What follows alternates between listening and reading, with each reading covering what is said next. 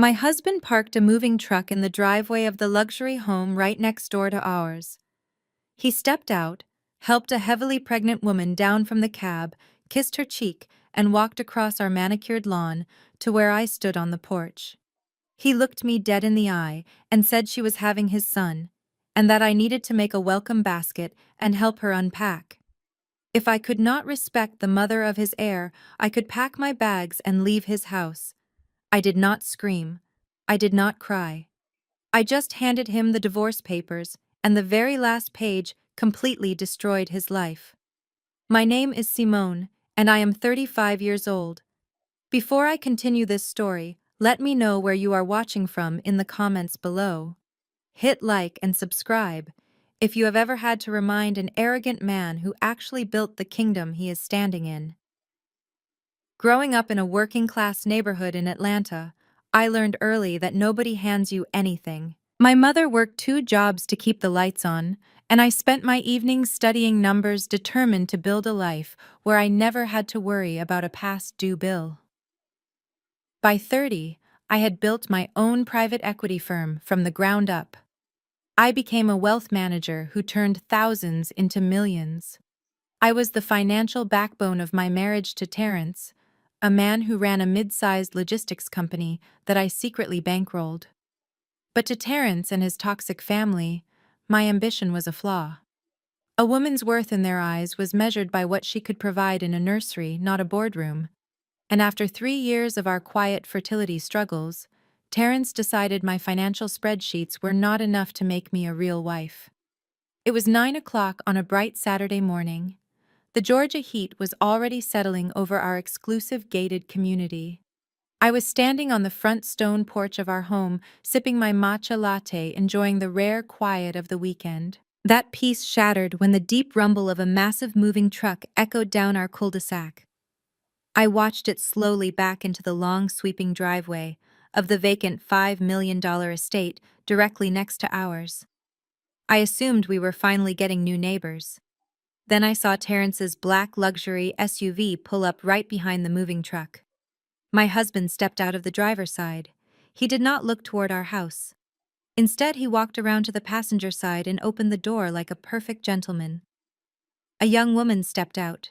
She looked no older than 26, wearing oversized designer sunglasses and a tight-knit maternity dress that showcased a very prominent baby bump. Terrence placed his hand tenderly on the small of her back, leaned in and kissed her forehead. My stomach plummeted, but my feet stayed firmly planted on the porch. I refused to let my knees buckle. He whispered something to her, pointing proudly toward the sprawling stone house. And then he turned and walked across the freshly cut grass toward me. He did not look ashamed. He did not look guilty. He walked with the arrogant stride of a man who believed he held absolutely all the cards. As he stepped up onto the porch, I could smell his expensive cologne mixed with the morning humidity. I looked at the young woman, then back at him. "What is this, Terrence?" I asked, my voice dangerously calm. He adjusted his gold designer watch, not even bothering to meet my eyes. "Her name is Sierra," he stated, his tone flat and authoritative. "She is having my son. I bought her this house so I can be close to my heir. You are going to go inside, make a nice welcome basket, take it over there and help her unpack." The sheer audacity of his words hung heavily in the warm air. I stared at him, waiting for the punchline of a cruel joke, but his face remained stone cold and deeply entitled. "I am sorry," I said softly. "You want me to help your pregnant mistress unpack her boxes?" Terrence finally looked at me, his eyes narrowing with deep disdain. "Do not play the victim, Simone. You chose your spreadsheets and your private equity firm over giving me a family. You cared more about acquiring corporate assets than giving me a child. A man has needs. A man needs a legacy. Sierra is providing that for me. So yes, you are going to go over there and welcome her to the neighborhood. Because if you cannot respect the mother of my child, you can pack your bags and leave my house today." He weaponized my demanding career and our deeply painful fertility struggles in one single calculated breath. He expected me to break down. He expected me to fall to my knees sobbing, begging him to reconsider, begging him not to throw away our 5-year marriage. He wanted the ego boost of two women fighting over his attention and his supposed wealth. I took a slow, deliberate sip of my matcha latte. The warm liquid grounded me, keeping my heart rate steady. I looked past his shoulder to where Sierra was directing the movers, pointing a manicured finger at a set of expensive velvet dining chairs. Then I looked back at the man I had married, the man whose failing logistics company I had quietly kept afloat for years behind the scenes. "I will not be making a basket, Terence," I said, my voice steady and completely devoid of emotion. "But I will let you get back to your new family." He scoffed, a short and ugly sound of triumph. "Suit yourself. Just remember whose house you are standing in." He turned his back on me and walked back across the manicured lawn to his mistress, wrapping his arm around her waist as they proudly walked through the grand double doors of the house next door. I did not scream.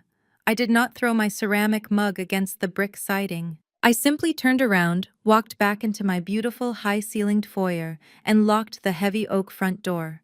The silence of my empty house was deafening, but my mind was already moving at 1,000,000 miles an hour. Terence thought he had checkmated me.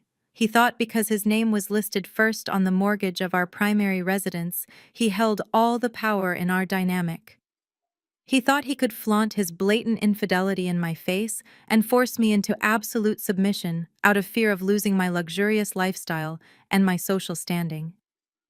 What Terence conveniently forgot was that while he played the big-shot chief executive officer for his friends and his mother, I was the wealth manager who actually moved the chess pieces on the board. I walked straight into my home office, the very room he constantly claimed was the sole reason for our marital demise.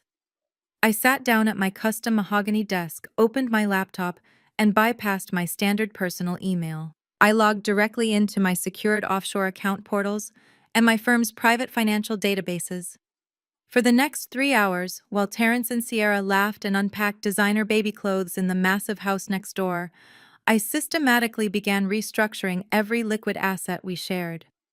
I moved investment funds, locked down corporate credit lines, and flagged suspicious withdrawals from his various business accounts. It did not take long to find the massive bleeding hole in his company finances. I uncovered a dummy limited liability company. It was a phantom corporate entity he had recently created to quietly purchase the $5 million house next door. He had been heavily embezzling from his own logistics company to play a wealthy sugar daddy, completely oblivious to the fact that his company's operational credit lines were secured by collateral that my private equity firm entirely controlled. I picked up my phone and dialed my lead corporate attorney. The phone rang exactly twice before he answered. "Good morning, Simone," he said, "working on a beautiful Saturday." "Good morning, David," I replied, my eyes rapidly scanning the damning financial data illuminating my screen. "I need you to initiate a complete and thorough audit of Terrence's logistics company immediately. Prepare the necessary paperwork for a hostile corporate restructuring. Call in his debts, all of them." David paused on the other end of the line. "Simone, if we pull those bridge loans, his entire company will be completely insolvent by the end of the month. He will lose absolutely everything." I know, I said, turning my leather chair to look through my office window, watching as Terence enthusiastically carried a massive wooden baby crib into the house next door. "And David, draft my divorce papers. I want them completely ironclad. Make sure you highlight the infidelity clause from the post-nuptial agreement he signed 5 years ago." "Consider it done," David said, his tone shifting to pure business. I hung up the phone and closed my laptop.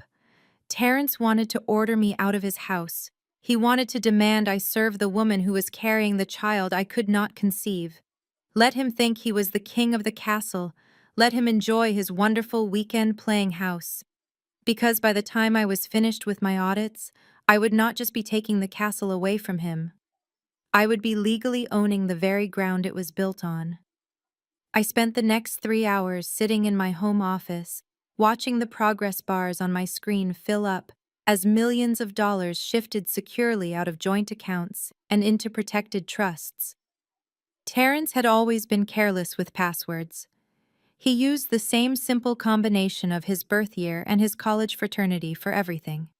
It took me less than 10 minutes to access his personal banking portal. What I found there almost made me laugh out loud. He had practically drained his personal savings to put the down payment on that house next door, and he was currently floating his daily expenses on high-interest credit cards. He was a man pretending to be a billionaire while drowning in a kiddie pool of debt. The next day was Sunday. In Terrence's family Sunday dinner at his mother's house was not an option, it was a mandatory performance. Miss Ruby ruled her dining room like a courtroom judge and attendance was required. I decided to wear my favorite emerald green silk dress. I paired it with the diamond studs I bought for myself after closing my first major acquisition. If I was walking into the lion's den, I was going to look like the woman who owned the zoo. I arrived 15 minutes late on purpose. I parked my car, walked up the driveway, and pushed open the heavy front door. The smell of baked macaroni and cheese-collared greens and fried chicken filled the hallway. I could hear laughter coming from the formal dining room. I walked in my heels, clicking sharply against the hardwood floor. The laughter died instantly. I looked at the long oak table. Every seat was taken. And sitting right at the head of the table, in the exact leather chair that had been my designated spot for the last 5 years, was Sierra. She was wearing a tight pink maternity shirt that proudly displayed her baby bump. Terrence was sitting right next to her, his arm resting casually on the back of her chair. Across from them sat Terrence's younger brother Andre and his wife Claire. At the opposite end of the table sat Miss Ruby presiding over the feast, with a smug expression on her face. Miss Ruby did not even bother to greet me. She picked up a massive silver serving spoon and scooped a huge portion of macaroni and cheese onto a plate. She passed it directly to Sierra. "Eat up, baby," Miss Ruby said, her voice booming so everyone in the room could hear. "We need that strong black king in your belly growing right. We need a real legacy for this family, not like some people who just dry up before they even try." The entire table fell silent. Andre looked down at his plate, suddenly very interested in his napkin. Terrence smirked, cutting into his chicken. Sierra giggled, placing a hand over her pregnant belly and looking at me with wide, innocent eyes. It was a calculated, vicious insult designed to humiliate me in front of the entire family. They expected me to run out of the dining room in tears. They wanted to break my spirit so completely that I would just accept my new reality as the discarded first wife. Before I could even pull up a spare chair, Claire leaned forward. Claire was a white woman who read one self-help book a month and believed she was a certified therapist. She reached across the table and tried to touch my arm with a look of aggressive fake sympathy. "Simone, I know this seems hard right now," Claire said, using her softest, most patronizing voice. "But I really think this is a beautiful opportunity for us to build a modern, blended family. I just bought this amazing book on sister wives energy. It is all about decentering your ego to make room for Terrence's truth. You should really read it. We just need to focus on the baby and let go of our selfish desires." I looked at Claire's outstretched hand until she awkwardly pulled it back. I did not raise my voice. I did not show an ounce of anger. I simply walked over to the sideboard, picked up a spare dining chair, and wedged it right between Terrence and Sierra. I sat down smoothly, smoothed my silk dress over my knees, and reached for the pitcher of iced tea. I poured myself a tall glass, took a refreshing sip, and then opened my designer purse.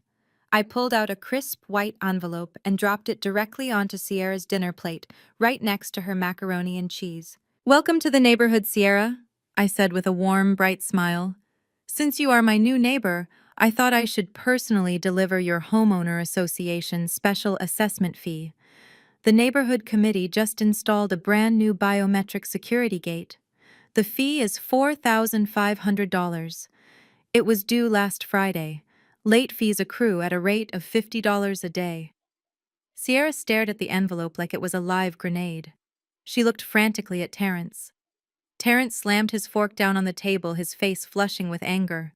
He snatched the envelope off her plate and shoved it into his pocket. "Do not talk to her about money, Simone," he snapped. "I will pay the damn bill. I own that house. You are just trying to intimidate her because you are jealous." I took another slow sip of my iced tea, looking over the rim of the glass at my husband. I let the silence stretch for a few agonizing seconds. I did not correct him. I did not tell him that his phantom logistics company actually purchased the house, and that my private equity firm had just initiated a hostile takeover of his entire corporate portfolio. Let him play the big shot provider in front of his mother and his mistress. Let him puff out his chest and claim ownership of a property that was currently being absorbed into my offshore trust. I just smiled, picked up my fork, and served myself some collard greens. I am not jealous, Terence, I replied smoothly. I just believe in handling my business. Over the next 3 weeks, Sierra got incredibly comfortable. Too comfortable. She took Terence's command that I needed to respect her entirely to heart. Because she lived right next door, she started treating my house like it was her personal country club. One Tuesday afternoon, I was sitting in my living room reviewing acquisition contracts when my front door opened. Terence had given her a spare key. Sierra waddled in carrying a clipboard and trailing an expensive interior designer behind her. She did not even bother to knock. She walked straight into my kitchen and started opening my custom mahogany cabinets. "Excuse me," I said, closing my laptop. "Can I help you find something in my house?" Sierra waved her manicured hand dismissively. "Terence said your money is our money now since we are a family. I am having the nursery next door completely remodeled. We are importing Italian marble for the baby's bathroom, and I need to hire your personal chef to meal prep for me. The doctor says I need a strictly organic diet for the heir. Send him over to my kitchen tomorrow morning." She stood there completely entitled, expecting me to throw a fit. Instead, I gave her a polite nod. "Of course, Sierra. Only the best for the baby. Have your designer send the invoices directly to my assistant. I will make sure they are taken care of." Sierra looked slightly disappointed that I had not fought back, but the greed quickly won over. She smiled triumphantly and marched out of my house, leaving a trail of expensive perfume in her wake. I did exactly what I promised. I paid for the imported Italian cribs. I paid for the nursery decorator. I paid for the organic meal deliveries. But I did not use my personal money. I charged every single ridiculous expense to a very specific corporate credit card tied directly to Terence's failing logistics business. I was letting him dig his own financial grave, one designer baby blanket at a time. The absolute peak of his arrogance came 2 days later. Terence stormed into my home office, interrupting a conference call with my board of directors. He threw a massive stack of legal documents onto my desk. It was a $2 million corporate loan application. He needed a massive injection of cash to expand his logistics company, or more accurately, to cover the massive hole he had blown in his accounts by buying a luxury house for his mistress. But because his credit was completely leveraged, the bank required a guarantor with liquid assets. He needed my signature. "Sign it, Simone," he demanded, pointing a finger in my face. "If you do not guarantee this loan, I am filing for divorce tomorrow morning. I will take you to court. I will take half your wealth, half your private equity firm, and I will leave you with absolutely nothing while I build an empire with Sierra. You owe me this for failing to give me a child." He thought he was trapping me. He thought he was using my fear of a messy public divorce to extort $2 million from my accounts. I looked at the papers. I looked at the arrogant, foolish man standing in front of my desk. I put on an award-winning performance of a desperate, terrified woman holding on to her crumbling marriage. I picked up my favorite gold pen. I let my hand tremble just a little bit as I signed my name on the dotted line, effectively guaranteeing his loan and locking my firm in as the primary collateral holder. Terence snatched the signed papers off my desk, laughing out loud at how easily I had folded. He turned on his heel and walked out the door to go celebrate his victory with his new family. The second I heard his car pull out of the driveway, my trembling hand went completely still. My terrified expression melted into a cold, hard stare. I picked up my phone and dialed my lead corporate attorney. "He signed it," I said softly into the receiver. "The collateral is officially locked. Initiate the hostile corporate restructuring immediately." The entire room fell into a suffocating silence. Terence kept his eyes glued to his plate, cutting a piece of fried chicken, as if his mother had not just insulted his wife of 5 years. Andre shifted uncomfortably in his seat, but remained completely mute, terrified of challenging his older brother or his mother. Sierra just sat there, a smug little smile playing on her lips, as she rubbed her belly, soaking up the validation she had so desperately craved. I stood near the doorway, letting the heavy insult hang in the air. I refused to give them the reaction they wanted. I did not storm out of the house. I did not raise my voice or throw my purse. Instead, I walked over to the corner of the dining room, pulled a heavy wooden chair from the antique desk, and dragged it right to the table. I wedged it squarely between Terence and his mistress. Sierra shifted uncomfortably as I sat down, smoothing my skirt over my knees and reaching for a linen napkin. Before I could even serve myself a spoonful of greens, Claire leaned forward. Claire was Andre's wife, a white woman who consumed one pop psychology book a month and firmly believed she was the family therapist. She reached across the table and attempted to place her hand over mine, her face twisted into an expression of aggressive fake sympathy. Simone. I know this seems really difficult right now, Claire said, using that soft, patronizing voice she reserved for situations she did not understand. But I genuinely think this is a beautiful opportunity for us to build a modern, blended family. Terrence is just living his truth. I actually just bought this amazing book on sister wives energy. It is all about decentering your ego to make room for a collective family dynamic. We just need to focus on the baby and let go of our selfish individualistic desires. I stared at Claire's pale hand hovering over mine until she awkwardly pulled it back. She really had the audacity to sit in a house my money helped pay for and tell me to decenter my ego for my husband's mistress. Thank you for the book recommendation, Claire. I replied, my voice perfectly even and entirely devoid of warmth. I will be sure to add it to my reading list right after I finish reviewing my corporate asset portfolios. Andre aggressively cleared his throat, trying to cut the tension, while Miss Ruby rolled her eyes and muttered something under her breath about nasty attitudes. I ignored them all. I calmly served myself a modest portion of dinner, poured a glass of sweet tea, and ate in perfect, unbothered silence. I let them squirm. I let the guilt and the awkwardness marinate around the table while I enjoyed Miss Ruby's cooking. When I finished my meal, I dabbed the corners of my mouth with my napkin and slowly opened my designer handbag. I pulled out a crisp white envelope with a corporate logo stamped on the corner. I reached past Terence and dropped the envelope directly onto Sierra's empty plate. Since you are officially my new neighbor, Sierra, I thought I should save the mail carrier a trip and personally deliver your homeowner association's special assessment bill, I said, offering her a warm, bright smile that did not reach my eyes. Sierra looked down at the envelope, her smug expression faltering. What is this? She asked, her voice losing its previous confidence. The neighborhood committee just finalized the installation of a brand new biometric security gate at the front entrance of the subdivision, I explained, keeping my tone light and conversational. The mandatory assessment fee for every property owner is $4,500. It was due last Friday. Late fees accrue at a rate of $50 a day until the balance is cleared. You might want to get a cashier check over to the management office by tomorrow morning. Sierra stared at the piece of paper like it was covered in poison. She immediately looked to Terence, her eyes wide and panicked. Terence dropped his fork, his face flushed with hot anger as he snatched the envelope off her plate and shoved it aggressively into his shirt pocket. Do not talk to her about money, Simone, he snapped, his voice rising in defense of his mistress. I will pay the damn bill. I own that house. You are just trying to intimidate her because you are bitter.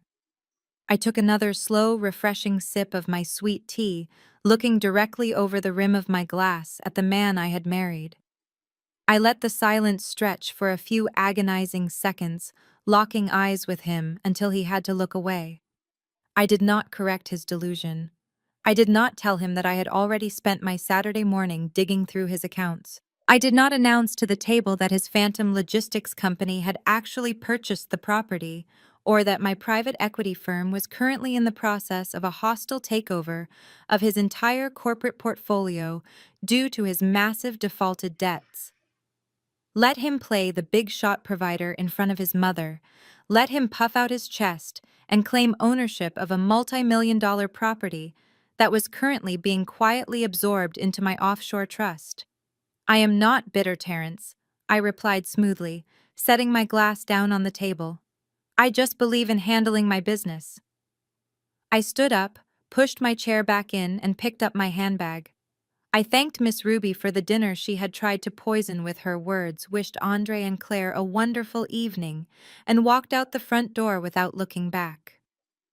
Over the next 3 weeks, Sierra got incredibly comfortable in her new role. Because she lived right next door, she took Terrence's command that I needed to respect her entirely to heart. She started treating my property like it was an extension of her own personal country club. One Tuesday afternoon, I was sitting in my living room reviewing acquisition contracts when my front door swung open. Terrence had given her a spare key without asking me. Sierra waddled in, carrying a clipboard and trailing an expensive interior designer behind her. She did not even bother to knock. She walked straight into my custom kitchen and started opening my mahogany cabinets, inspecting the contents like she owned the place. "Excuse me," I said, closing my laptop and standing up from the sofa. "Can I help you find something in my house?" Sierra waved her manicured hand dismissively, barely glancing in my direction. "Terrence said your money is our money now since we are a family. I am having the nursery next door completely remodeled. We are importing Italian marble for the baby's bathroom, and I need to hire your personal chef to meal prep for me. The doctor says I need a strictly organic diet for the heir. Send him over to my kitchen tomorrow morning to take my orders." She stood there completely entitled, her chin raised high, expecting me to throw a fit or start screaming. She wanted a fight. She wanted to run back to Terrence and tell him how mean I was being to the mother of his child. Instead, I gave her a polite nod. "Of course, Sierra," I said, my voice dripping with fake compliance. "Only the best for the baby. Have your designer send all the invoices directly to my assistant. I will make sure they are taken care of immediately." Sierra looked slightly disappointed that I had not fought back, but the greed quickly won over. She smiled triumphantly, whispered something to her designer, and marched out of my house, leaving a trail of expensive, heavy perfume in her wake. I did exactly what I promised. I paid for the imported Italian cribs. I paid for the nursery decorator. I paid for the organic meal deliveries. But I did not use a single dime of my own personal money. I charged every single ridiculous, exorbitant expense to a very specific corporate credit card tied directly to Terrence's failing logistics business. I was letting him dig his own financial grave, one designer baby blanket at a time, completely unaware that I was the one holding the shovel. I looked down at Claire's pale hand resting on my forearm. I did not pull away immediately. I just stared at her perfectly manicured fingers until the awkwardness seeped into her bones and she slowly retracted her hand, clearing her throat to break the heavy silence. "Sister wives," I repeated, letting the words roll around in my mouth like a bad piece of fruit. "That is a fascinating concept, Claire. Tell me, does that book also have a chapter on how to divide the property taxes, or is that strictly an ego thing?" Andre choked on his sweet tea, covering his mouth with a napkin. Terrence shot me a warning glare from across the table, his jaw clenched tight. "Watch your mouth, Simone," he warned. "Claire is just trying to be supportive of the situation." Supportive. Right. I picked up my fork and took a slow, deliberate bite of the macaroni and cheese. It was perfectly seasoned, just like the trap I was currently laying. I chewed, swallowed, and dabbed the corners of my mouth with my linen napkin. The entire table was watching me, holding their breath, waiting for the explosion. They wanted the angry, unhinged wife stereotype. They wanted me to flip the table, scream at the mistress, and storm out so they could all shake their heads and justify Terrence's infidelity. Instead, I calmly reached down beside my chair and picked up my leather designer tote. I unclasped the gold hardware and pulled out a crisp, heavy white envelope. It had the official seal of our luxury neighborhood homeowner association stamped in the top left corner. I leaned forward and slid the envelope smoothly across the polished oak table. It stopped right next to Sierra's plate, bumping gently against her silver fork. Sierra stopped chewing. She looked down at the envelope, then up at me. Her fake innocence was suddenly replaced by genuine confusion. "What is this?" she asked, her voice losing its previous smugness. "Consider it a welcome to the neighborhood gift," I said, my voice dripping with honeyed southern politeness. "Since you are officially living in the estate next door, I wanted to make sure you were fully up to date on the community requirements. The homeowner association just voted to install a brand new biometric security gate for the subdivision. The special assessment fee is $4,500 per household." Sierra's eyes widened in panic. She instinctively pulled her hands back as if the envelope were on fire. She had never paid a bill that large in her life. "It was due last Friday," I continued, not breaking eye contact with her. "Since it is late, it is currently accruing a $50 daily penalty. I highly recommend you take a cashier check to the management office first thing tomorrow morning. They are absolutely ruthless about putting liens on properties." Terrence slammed his hands flat on the table, making the silverware rattle against the plates. His face turned a deep, furious shade of crimson. He reached over, snatched the envelope away from Sierra, and shoved it aggressively into the breast pocket of his polo shirt. "Do not ever talk to her about money, Simone," he barked, his voice echoing off the dining room walls.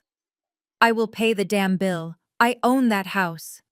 You are just trying to intimidate her because you are threatened by her presence." I picked up my crystal wine glass, gently swirling the deep red liquid inside.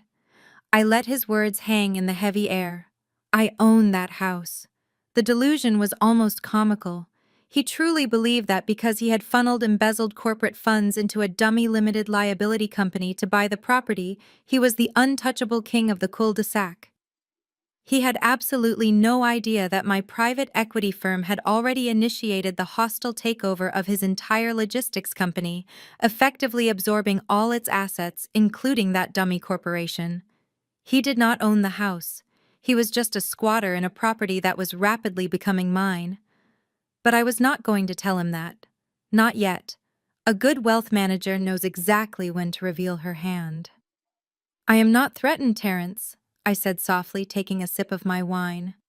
"I just believe that adult women should understand the financial responsibilities of the roofs over their heads. But if you want to foot the bill, by all means write the check." Miss Ruby slammed her serving spoon into the bowl of mashed potatoes. "You think you are so smart with your little finance degrees and your fancy business suits? A real woman knows how to keep a man warm at night. A real woman gives him children. You can sit there and act high and mighty, but at the end of the day, Sierra is the one carrying my grandson. She is the future of this family." I looked directly at Miss Ruby.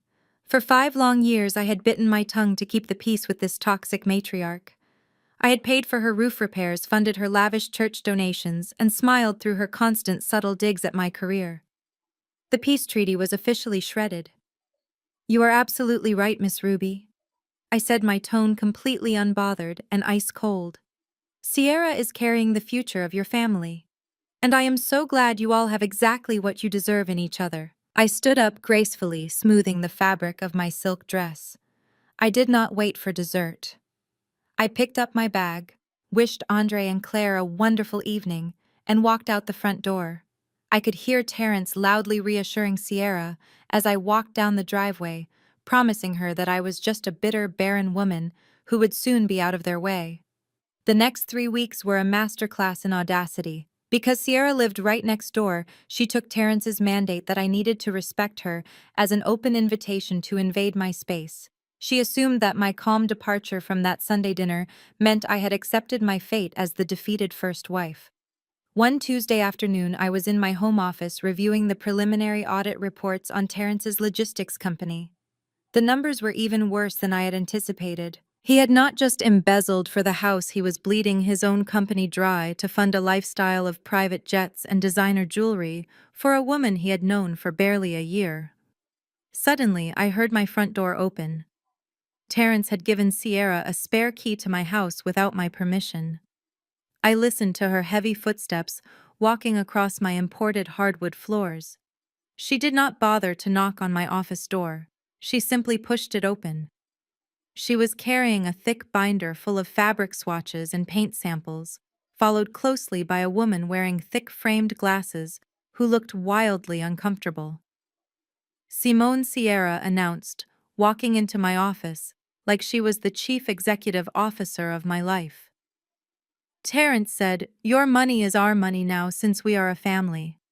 I am having the nursery next door completely remodeled. We are importing Italian marble for the baby's bathroom." I closed my laptop, slowly masking the financial ruin of her baby daddy that was currently displayed on my glowing screen. "Is that right?" "Yes," she said, tossing her hair over her shoulder. "And the doctor says I need a strictly organic diet for the health of the air. So I need you to send your personal chef over to my kitchen tomorrow morning. He needs to prep all my meals for the week. Terrence said you would cover the grocery costs." I looked at the interior designer who was staring at her shoes, desperately wishing she were anywhere else. Then I looked at Sierra. She was standing in a house I paid for, demanding the services of a chef I employed to feed the child my husband conceived through ultimate betrayal. Most women would have called the police for trespassing. I simply opened my desk drawer and pulled out a specific corporate credit card. It was the card tied directly to Terrence's rapidly collapsing business account. "Of course, Sierra," I said, sliding the heavy metal card across my mahogany desk. "Only the best for the baby. Have your designer charge everything to this account. The cribs, the marble, the organic groceries. Do not spare a single expense." I let Terrence fold that homeowner association bill and tuck it into his pocket like a badge of honor. He puffed out his chest, looking around the table to make sure his mother and his brother saw how easily he handled his bitter wife. Miss Ruby nodded in approval, her mouth full of cornbread. I simply finished my glass of wine, stood up, smoothed my dress, and told them all to have a blessed Sunday. I walked out of that dining room with the absolute certainty that I was about to ruin his life. Over the next 3 weeks, Sierra took Terrence at his word. She truly believed he was a multi-millionaire logistics mogul who untouchably owned the $5 million estate next door. And because she lived exactly 60 feet away from my front porch, she decided that my boundaries no longer existed. She took his mandate that I needed to respect her as an open invitation to invade my space and treat me like her personal concierge. I was sitting in my living room on a Tuesday afternoon, reviewing the final stages of the hostile takeover of Terrence's company when I heard the front door unlock. Terrence had given her a spare key without asking me. I listened to the sound of her expensive sandals slapping against my imported hardwood floors. She did not bother to knock. She did not call out my name. She walked straight into my custom kitchen and started opening my custom mahogany cabinets, inspecting the contents like she was conducting a health inspection. I closed my laptop and stood up from the sofa. "Excuse me," I said, keeping my voice perfectly level. "Can I help you find something in my house?" Sierra turned around, resting one hand on her pregnant belly and waving a manicured finger at me with the other. "Terrence told me that your money is our money now since we are a family. The doctor says I need to be on a strict organic diet for the health of the air. I need you to send your personal chef over to my house tomorrow morning. He needs to prep all my meals for the week. You can just add it to your grocery tab." She did not stop there. She walked over to my kitchen island and dropped a thick leather binder right onto the marble countertop. It was full of fabric swatches, paint samples, and printed mood boards. And while we are at it, she continued, leaning heavily against the counter, "I am having the nursery completely remodeled. We are importing Italian marble for the baby bathroom, and I am ordering 2 custom cribs from Milan. Terrence said you would cover the invoices since he is tying up his liquid assets in his business expansion. He says you owe us this much for being so difficult about the pregnancy."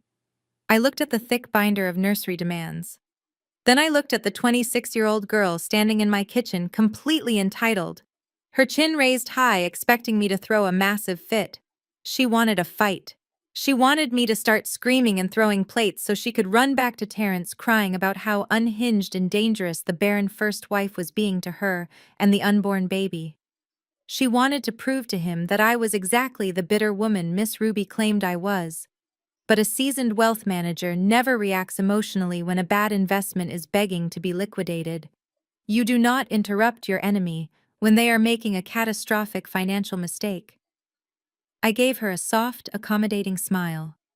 It was the same smile I used when negotiating with corporate executives who were about to lose their pensions. "Of course, Sierra," I said, walking over to the kitchen island and gently tapping the leather binder. "Only the best for the baby. You just have your interior designer send all the invoices directly to my assistant. I will make sure they are paid immediately, and I will have Chef Thomas bring over a menu for your organic meal prep this evening." Sierra blinked, her mouth opening slightly in surprise. She had geared up for a massive screaming match, and I had just handed her a blank check. She clearly did not know what to do with my total compliance. She smiled triumphantly, whispered a quick thank you that sounded more like a gloat, and waddled back out of my house, leaving a heavy trail of cheap floral perfume in her wake. As soon as the front door clicked shut, I went back to my home office and opened the bottom drawer of my desk. I bypassed my personal black cards and pulled out a sleek, heavy metal corporate credit card. It was a card tied directly to Terrence's failing logistics business account. The exact same business account that was currently bleeding cash, defaulting on its high-interest bridge loans and spiraling toward total insolvency. I picked up my phone and called my executive assistant. I instructed her to put that specific corporate card on file for all of Sierra's nursery and dietary expenses. I told her to approve every single charge that came through, without question. Over the next few weeks, I let Sierra go absolutely wild. She spent money like it was water flowing from an endless spring. I paid for the imported Italian marble tiles. I paid for the custom Milanese cribs that cost more than a luxury car. I paid for the daily organic private chef deliveries, the silk maternity robes, and a massive crystal chandelier she just had to have for the baby playroom. My assistant would forward me the digital receipts, and I would watch with deep satisfaction as thousands of dollars were drained directly from Terrence's operating budget. I charged every single exorbitant expense right back to his corporate account. I was letting him dig his own financial grave, one designer baby blanket at a time. He was so busy playing the powerful patriarch, so consumed by the ego trip of having a beautiful young woman carrying his child in a mansion next door, that he completely stopped checking his accounting department. He had absolutely no idea that I was the one holding the shovel, and that every time Sierra swiped that card, she was driving another nail into his coffin. His financial hemorrhage accelerated much faster than even my most aggressive projections had calculated. By the end of the month, Terence was starting to look physically exhausted. The dark circles under his eyes were impossible to hide. The designer bills from Sierra were piling up. His phantom limited liability company was draining his personal cash reserves to pay the mortgage on her house, and his logistics trucks were breaking down in the yard without the funds for basic maintenance. The illusion of his wealth was rapidly fracturing. He was a desperate man, backed into a corner of his own making, watching his empire crumble while trying to keep up appearances for his mistress and his mother. And desperate men always make fatal mistakes. They always overplay their hand to save their bruised egos. Terence was about to make the biggest mistake of his entire life, and he was going to deliver it right to my desk. The financial bleeding I had orchestrated was accelerating faster than even my most aggressive projections.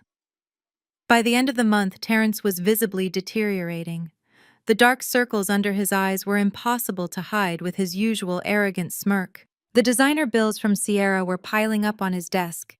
His phantom limited liability company was draining his personal cash reserves just to pay the mortgage on her house, and his logistics trucks were breaking down in the yard without the necessary funds for basic maintenance.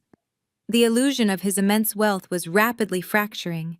He was a desperate man backed into a corner of his own making, watching his empire crumble while desperately trying to keep up appearances for his pregnant mistress and his demanding mother. And desperate men always make fatal mistakes. His biggest mistake arrived on a rainy Thursday evening.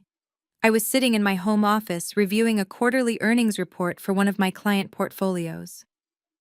The house was quiet save for the sound of rain hitting the large glass windows.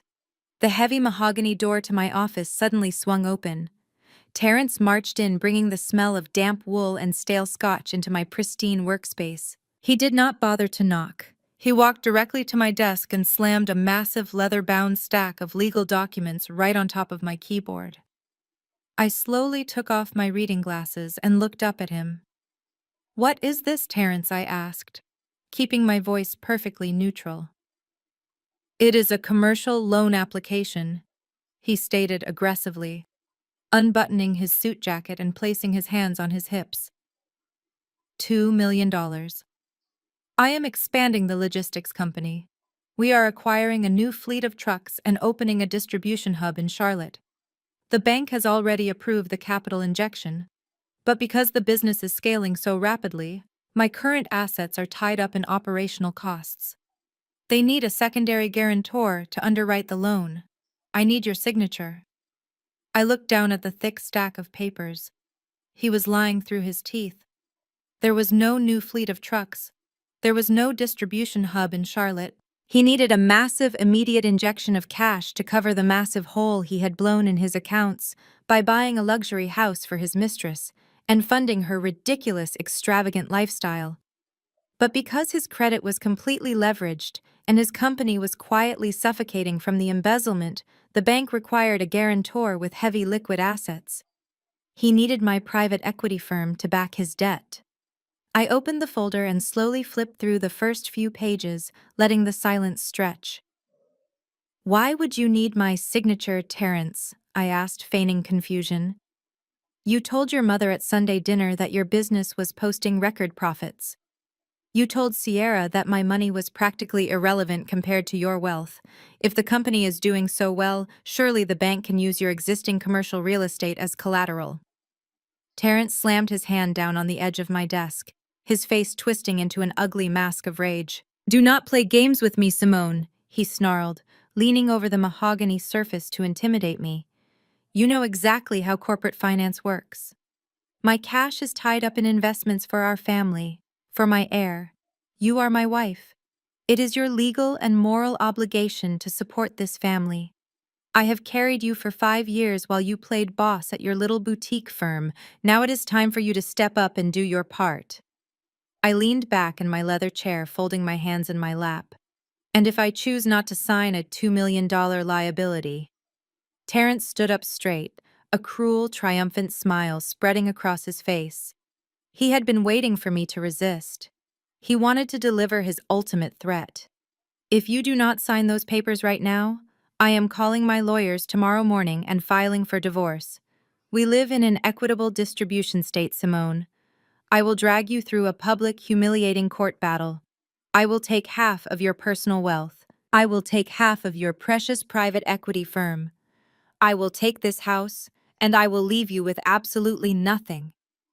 You will be a broke, barren, divorced woman, and I will build an empire right next door with the woman who actually knows how to be a real wife to me. You owe me the signature for failing to give me a child."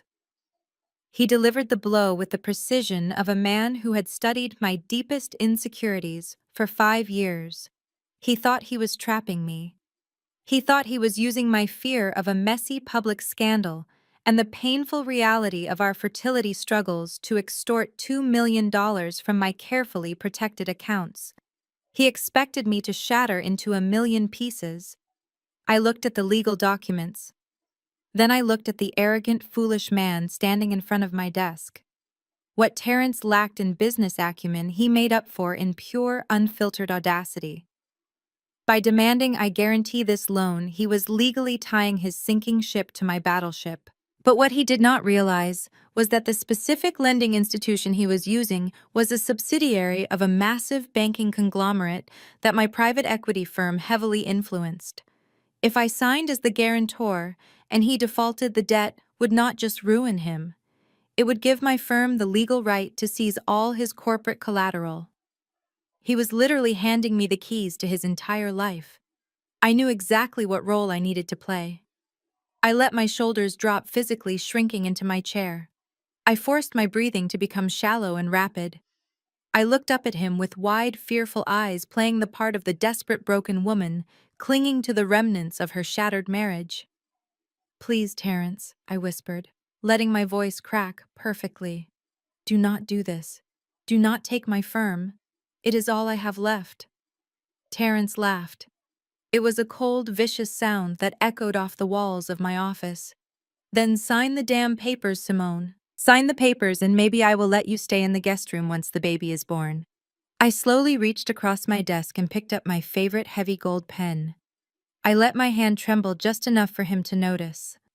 I turned to the final page of the guarantor agreement, took a deep, shaky breath, and signed my name on the dotted line. I initialed every single rider and annex, effectively locking my firm in as the primary collateral holder for his entire corporate structure. Terence snatched the signed papers off my desk so fast he almost tore the thick paper. He looked at my signature, a massive grin spreading across his face. He had won. He had successfully bullied his wife into funding his mistress. "You finally did something useful," he sneered, tapping the folder against the palm of his hand. "I am going next door to celebrate with my real family. Do not wait up." He turned on his heel and walked out the door, his arrogant stride fully restored. I listened to his heavy footsteps echo down the hallway. I heard the front door open and slam shut. I heard the engine of his luxury SUV start in the driveway as he drove the 60 feet to Sierra's house. The second the sound of his engine faded into the rain, my trembling hand went completely still. The terrified, broken expression melted off my face, replaced by a cold, hard stare. I picked up my cell phone from the desk and dialed my lead corporate attorney. He answered on the first ring. "He signed it, David," I said, my voice steady and commanding. "The documents are fully executed. The collateral is officially locked." "Excellent work, Simone," David replied, the sound of typing clicking in the background. "His accounts are already flagged for critical insolvency. How long do you want to give him before we pull the plug?" I stood up from my desk and walked over to the large window. Through the rain and the darkness, I could see the bright, warm lights glowing from the massive windows of the house next door. I could see the silhouette of Terence wrapping his arms around Sierra's pregnant waist. "Let him enjoy his weekend," I said softly, a genuine smile finally touching my lips. "Initiate the hostile corporate restructuring on Monday morning. I want his entire logistics company absorbed by the end of the week." He stood there in my office, his chest puffed out, waiting for the tears. He expected me to shatter. He expected me to drop to my knees and beg him not to throw away our 5-year marriage. He was trying to financially trap me to fund his double life, using the very real threat of a public humiliating divorce as his ultimate weapon. In his mind, I was just a woman desperate to keep her husband, terrified of the social stigma of being a discarded barren wife. But Terence made one fatal miscalculation. He assumed I was as financially illiterate as the young woman he moved in next door. He assumed I did not read the fine print of the commercial lending agreements my own private equity firm underwrote. I looked down at the thick stack of legal documents resting on my custom mahogany desk. He wanted $2 million to expand his logistics company. The reality was that his company was completely drowning. He had drained his operating accounts to buy designer bags, imported cribs, and a $5 million house for his mistress. The bank required a secondary guarantor because his credit was entirely leveraged. What Terence did not realize was that the specific lending institution he was using was a subsidiary of a massive banking conglomerate that my private equity firm heavily influenced. If I signed my name on that dotted line, I was not just guaranteeing his loan. I was legally locking my firm in as the primary collateral holder for his entire corporate structure. If he defaulted on his payments, which I knew he absolutely would, within a matter of weeks, the debt would give my firm the immediate legal right to seize all his corporate assets. He was literally handing me the keys to his entire life, completely convinced he was bullying me into submission. I knew exactly what role I needed to play. A good wealth manager, never interrupts a bad investment when it is begging to be liquidated. I let my shoulders drop, physically shrinking into my leather chair. I forced my breathing to become shallow and rapid. I looked up at him with wide, fearful eyes, playing the part of the desperate, broken woman clinging to the remnants of her shattered marriage. "Please, Terrence," I whispered, letting my voice crack perfectly. "Do not do this. Do not take my firm. It is all I have left. I have worked my entire life to build it." Terrence laughed. It was a cold, vicious sound that echoed off the walls of my pristine office. "Then sign the papers, Simone. Sign the papers, and maybe I will let you stay in the guest room once my son is born. Do your duty as a wife for once in your life."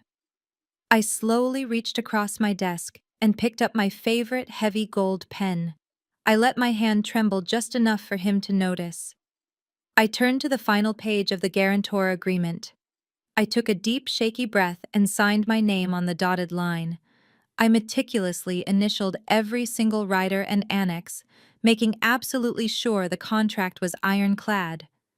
Terrence snatched the signed papers off my desk so fast he almost tore the thick paper. He looked at my signature, a massive, triumphant grin spreading across his face. He had won. He had successfully bullied his wife into funding his mistress. "You finally did something useful," he sneered, tapping the heavy folder against the palm of his hand. "I am going next door to celebrate with my real family. Do not wait up for me." He turned on his heel and walked out the door, his arrogant stride fully restored. I listened to his heavy footsteps echo down the hallway. I heard the front door open and slam shut. I heard the engine of his luxury SUV start in the driveway as he drove the 60 feet to Sierra's house. The second the sound of his engine faded away, my trembling hand went completely still.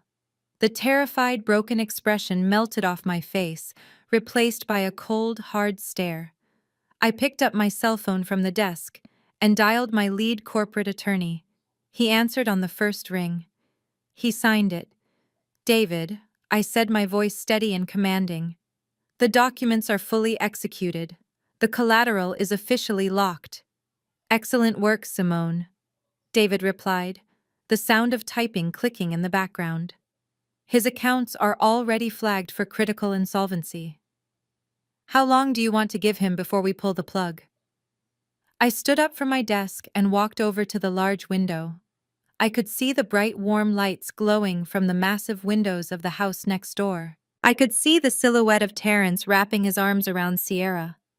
"Let him enjoy his weekend," I said softly, a genuine smile finally touching my lips. "Initiate the hostile corporate restructuring on Monday morning.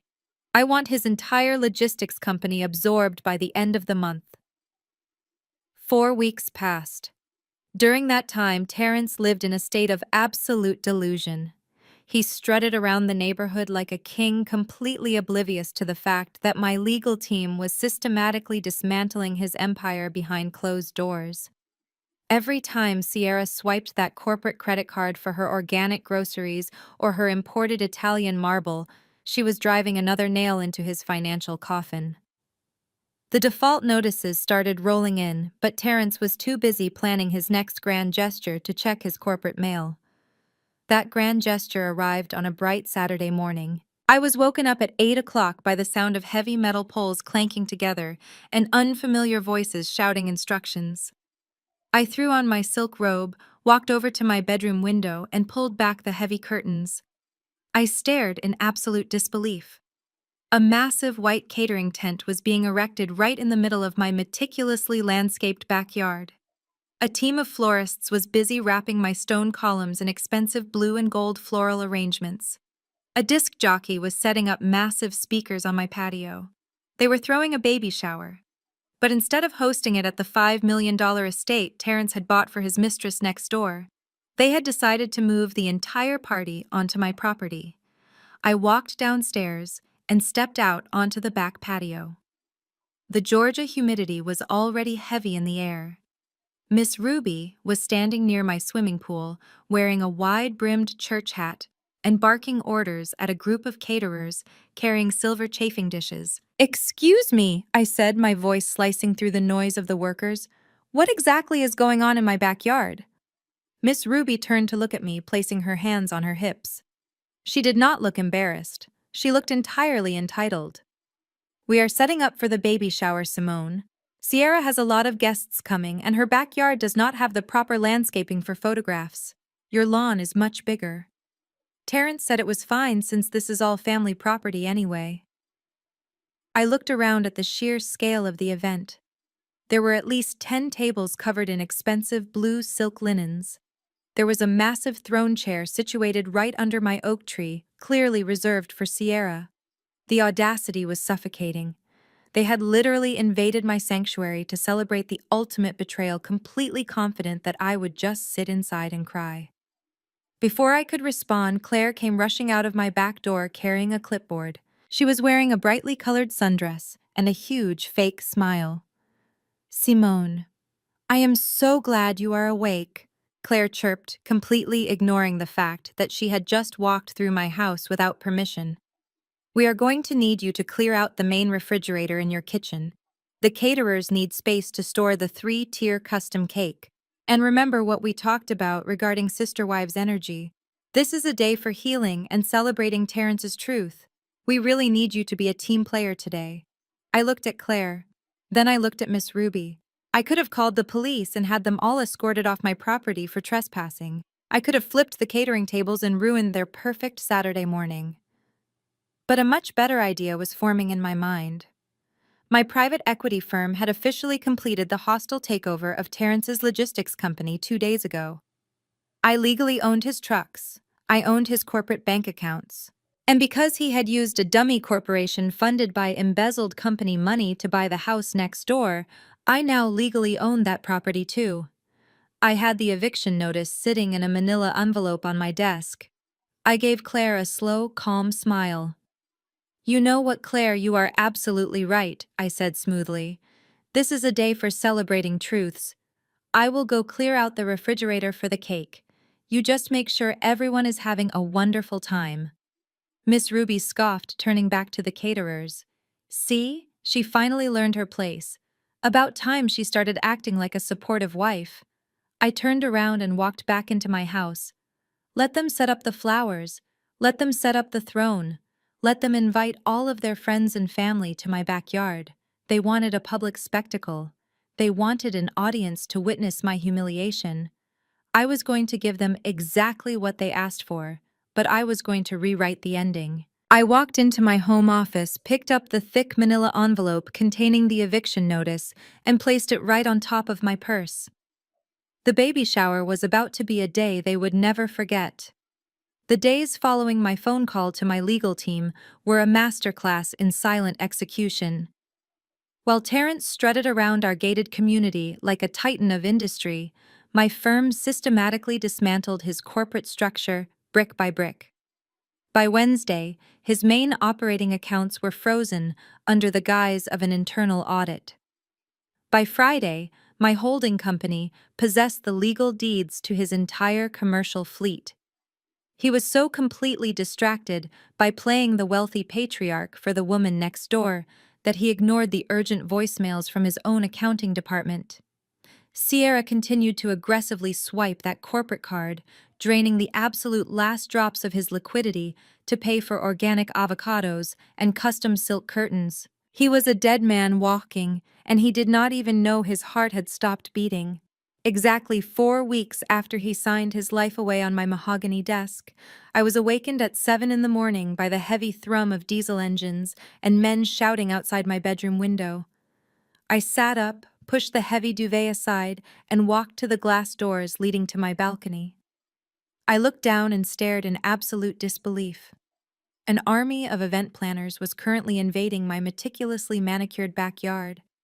They were unloading a massive white catering tent, dragging heavy wooden dance floors across my imported grass, and hanging elaborate blue and gold floral arrangements from the branches of my ancient oak tree. They were throwing a baby shower. But instead of hosting it at the $5 million estate Terrence had bought for his mistress next door, They had unilaterally decided to move the entire party onto my property.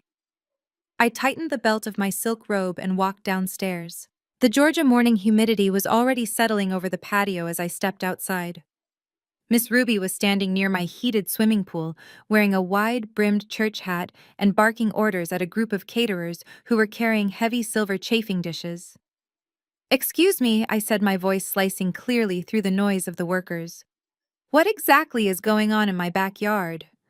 Miss Ruby turned to look at me, placing her hands on her hips. She did not look embarrassed or apologetic. She looked entirely entitled, staring at me as if I were a squatter on her land. "We are setting up for the baby shower, Simone. Sierra has over 200 guests coming today. Her backyard simply does not have the proper landscaping or the square footage for the photographs she wants. Terrence told us to set it up over here. He said it was fine since this is all family property anyway." I looked around at the sheer scale of the event. There were at least 20 round tables covered in expensive blue silk linens. There was a massive ornate throne chair situated right under my oak tree, clearly reserved for Sierra. The audacity was suffocating. They had literally invaded my sanctuary to celebrate the ultimate betrayal, completely confident that I would just lock myself in my bedroom and cry for the rest of the weekend. Before I could respond to Miss Ruby, the glass door slid open, and Claire came rushing out carrying a clipboard. She was wearing a brightly colored floral sundress and a huge, aggressively fake smile. "Simone, I am so glad you are awake," Claire chirped, completely ignoring the fact that she had just walked through my house without permission. "We are going to need you to clear out the main refrigerator in your kitchen right now. The caterers need the space to store the 3-tier custom cake so the buttercream does not melt. And remember what we talked about regarding sister wives energy. This is a day for healing and celebrating Terrence and his truth. We really need you to be a team player today." I looked at Claire. Then I looked at Miss Ruby. I could have easily called the police right then and there. I could have had them all escorted off my property for trespassing, flipped the catering tables, and ruined their perfect Saturday morning. But a much better, far more devastating idea had already fully formed in my mind. My private equity firm had officially completed the hostile takeover of Terrence's logistics company 48 hours ago. I legally owned his trucks, I owned his corporate bank accounts, and because he had used a dummy corporation funded by embezzled company money to buy the house next door, I now legally owned that property too. I had the official eviction notice sitting in a manila envelope on my desk, just waiting to be delivered. I gave Claire a slow, unnerving smile. "You know what, Claire? You are absolutely right," I said smoothly. "This is a day for celebrating truths. I will go clear out the refrigerator for the cake right now. You just make sure everyone is having a wonderful time," Miss Ruby scoffed, turning back to the caterers with a look of pure triumph. See, she finally learned her place. It is about time she started acting like a supportive wife. I turned around and walked back into my house. Let them set up the flowers. Let them set up the throne. Let them invite all of their friends, family, and neighborhood gossips to my backyard. They wanted a massive public spectacle. They wanted an audience to witness my humiliation and validate their cruelty. I was going to give them exactly what they asked for, but I was going to rewrite the ending. I walked straight into my home office, picked up the thick manila envelope containing the eviction notice, and placed it carefully into my designer handbag. By 1 o'clock in the afternoon, my backyard was completely packed. Terrence and Miss Ruby had spared no expense, or rather they had spared none of my corporate credit. A live jazz band was playing near the pool. Waiters in crisp white shirts were circulating with trays of expensive appetizers. The guests included Terrence's old fraternity brothers, Miss Ruby's entire church congregation, and a flock of Sierra's friends who kept looking at my house with envious eyes. I walked out onto the patio wearing a stunning tailored white jumpsuit. I poured myself a glass of sparkling water at the bar and watched the circus unfold. Terrence arrived a few minutes later, holding Sierra's hand as they made their grand entrance. He was smiling for the crowd, but I could see the cracks in his facade. His suit was slightly rumpled. He was sweating profusely despite the shade of the tent, and he kept checking his phone with a look of mounting panic. I knew exactly why. His personal credit cards had started declining that morning, and his bank was refusing to return his calls. He was currently functioning on pure adrenaline and absolute denial. Sierra, on the other hand, was glowing with oblivious greed. She was wearing a custom maternity gown that swept the grass, soaking up the attention as guests showered her with compliments and expensive gifts.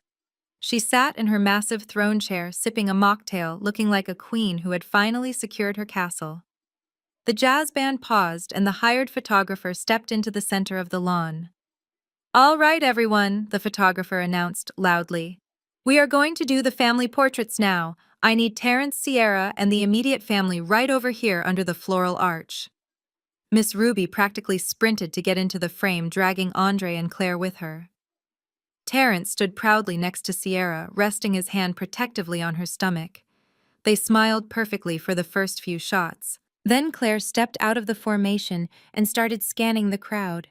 Her eyes locked onto me, standing quietly by the bar.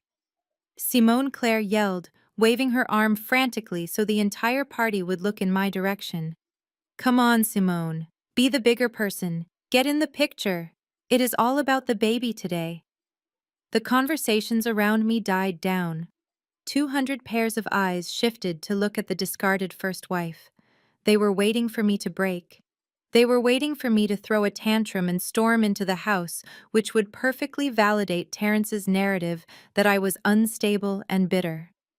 I set my glass down on the bar. I picked up my handbag, tucked it neatly under my arm, and walked across the grass with my head held high. I did not glare at them.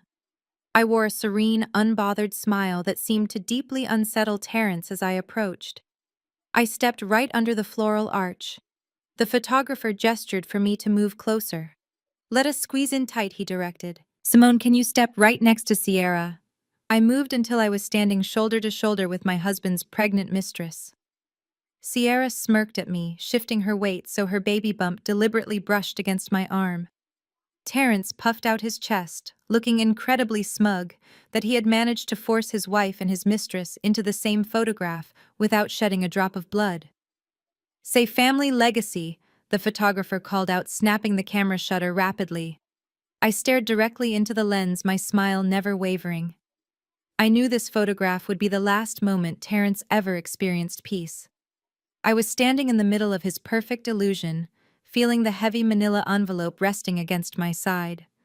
I posed for every single shot, playing the perfect accommodating host, waiting patiently for the gift opening ceremony to begin. I stood at my bedroom window, watching this absolute circus unfold on my property. My own neighbors, the people I invited to my summer barbecues and holiday dinners, were sipping champagne and offering congratulations to my husband and his pregnant mistress. Miss Ruby was working the crowd like a seasoned politician, holding Sierra by the arm and pointing proudly at her swollen belly. I did not call the police. I did not run downstairs and start flipping tables. Instead, I walked into my massive walk-in closet and pulled out a perfectly tailored bone-white designer pantsuit. If I was going to attend my own public execution, I was going to look flawless. I took my time doing my makeup, ensuring my expression was an impenetrable mask of calm confidence. Before leaving the room, I opened my desk drawer and pulled out the thick manila envelope containing the legal eviction notice. I slipped it into my clutch. When I finally stepped out onto the back patio, the Georgia heat hit me immediately, but I did not break a sweat. I walked toward the bar, ignoring the sudden hushed whispers of the guests, who noticed my arrival. 200 pairs of eyes tracked my every movement, waiting for the inevitable meltdown. I poured myself a glass of sparkling water. That is when Claire spotted me. She abandoned her conversation with one of Terrence's fraternity brothers and practically sprinted across the lawn. Simone Claire squealed, her voice artificially loud. "I am so glad you finally came down. We are about to do the family portraits by the floral arch. We need you over there right now." I looked at Claire. She was wearing a brightly colored sundress and a frantic smile. She reached out to grab my arm, but I stepped back just enough to let her hand grasp empty air. Come on, Simone, Claire urged, her tone shifting to that patronizing fake therapy voice. You have to be the bigger person today. You need to stand next to Sierra and smile for the camera. It is all about the baby. If you refuse, it is just going to make things awkward for Terrence, and we are trying to decenter our egos. Remember? I took a slow sip of my water. Lead the way, Claire, I said smoothly. I would not want to miss the family photo. Claire looked relieved, assuming she had successfully bullied me into submission. She led me across the grass to where a massive blue and gold floral arch had been erected. Terrence was standing there looking incredibly smug in his tailored linen suit. Sierra was seated on a velvet chair next to him, fanning herself and soaking in the attention. The photographer gestured for everyone to squeeze together. Terrence wrapped one arm around his mother and the other around Sierra. Claire physically pushed me until I was standing right next to the mistress. Sierra shifted her weight deliberately, bumping her pregnant belly against my hip. She looked at me with a sickeningly sweet smile. Thank you for letting us use your yard, Simone, Sierra whispered so only I could hear. Terrence said you would not mind since he pays the mortgage. I did not flinch. I did not correct her delusion. I just smiled directly into the camera lens. Say, family legacy, the photographer shouted. The shutter clicked. The flash blinded us for a second. I stood right in the center of their perfect illusion, feeling the weight of the manila envelope in my clutch. I knew this photograph would be the last moment Terrence ever experienced peace. All right, everyone, Terrence announced, grabbing a microphone from the DJ booth. His voice echoed across the lawn, silencing the crowd. It is time for the gift opening. If everyone could please take their seats around the main stage. The guests eagerly rushed to grab the white folding chairs arranged in a semicircle. Terrence helped Sierra up to the massive throne chair situated in the center. I took a seat in the front row, crossing my legs and resting my clutch on my lap. For the next hour, I watched as Sierra ripped wrapping paper off hundreds of expensive gifts. There were silver rattles, designer baby clothes, and pure cashmere blankets. Every time she opened a box, Miss Ruby would clap loudly and praise God for blessing their family. I sat in perfect silence, letting them enjoy their stolen joy. Finally, the pile of gifts was empty. But Terrence was not finished. He picked up the microphone again and stepped right into the center of the stage. Before we wrap this up, I have one final gift, Terrence said, his voice dripping with arrogance. He reached into his jacket pocket and pulled out a long black velvet box. The crowd gasped in anticipation. Terrence walked over to Sierra, opened the box, and revealed a dazzling custom diamond tennis bracelet. It was easily worth $40,000. Sierra shrieked with delight. She held out her wrist, and Terrence carefully fastened the massive diamonds around her skin. He leaned into the microphone. A real man knows how to spoil the woman who gives him a legacy, he declared, looking directly at me. The crowd erupted into applause, though a few of my neighbors looked deeply uncomfortable.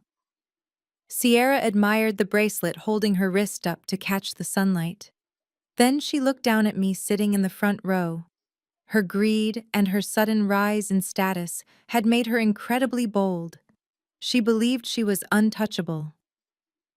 It is so beautiful, Sierra said into the microphone, her voice carrying across my entire backyard.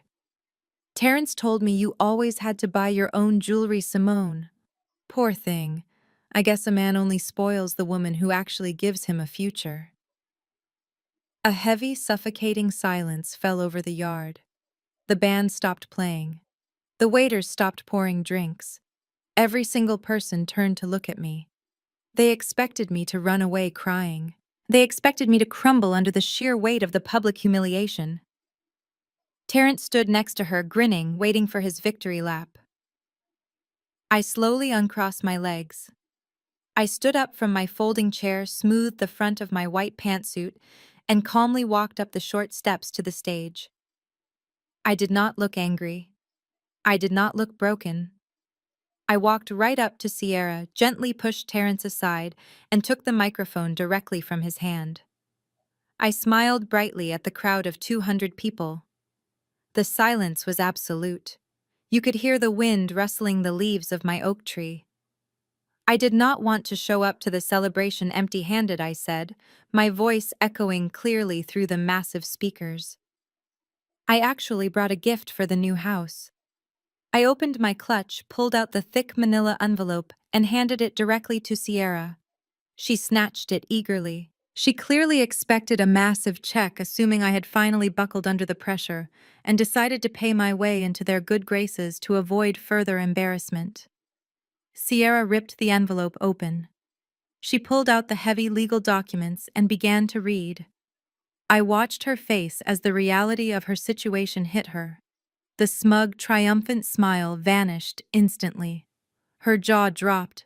Her hands began to tremble so violently that the expensive diamond bracelet rattled against her wrist. The color completely drained from her face, leaving her looking physically sick. She was not looking at a check. She was looking at a legally binding court-ordered eviction notice demanding she vacate the $5 million property next door within 48 hours. Terrence frowned, noticing the sheer panic radiating from his mistress. "What is it, baby?" he asked, reaching for the paper. "What did she give you?" I stood there in my flawless white suit, holding the microphone completely unbothered. The dominoes were finally falling, and I was about to crush his entire world in front of everyone he knew. Terrence reached over and snatched the thick stack of papers right out of Sierra's trembling hands. He scanned the first page, his brow furrowing in confusion. Then his eyes jumped to the bold legal header at the top of the document. The confusion melted into a deep, explosive rage. His face turned a dark shade of crimson, and the veins in his neck bulged against his crisp linen collar. "What is this, Simone?" Terrence bellowed, his voice raw and furious. "You think you can hand my family a fake eviction notice? Are you out of your mind? I bought that house. I own that property." I raised the microphone back to my lips.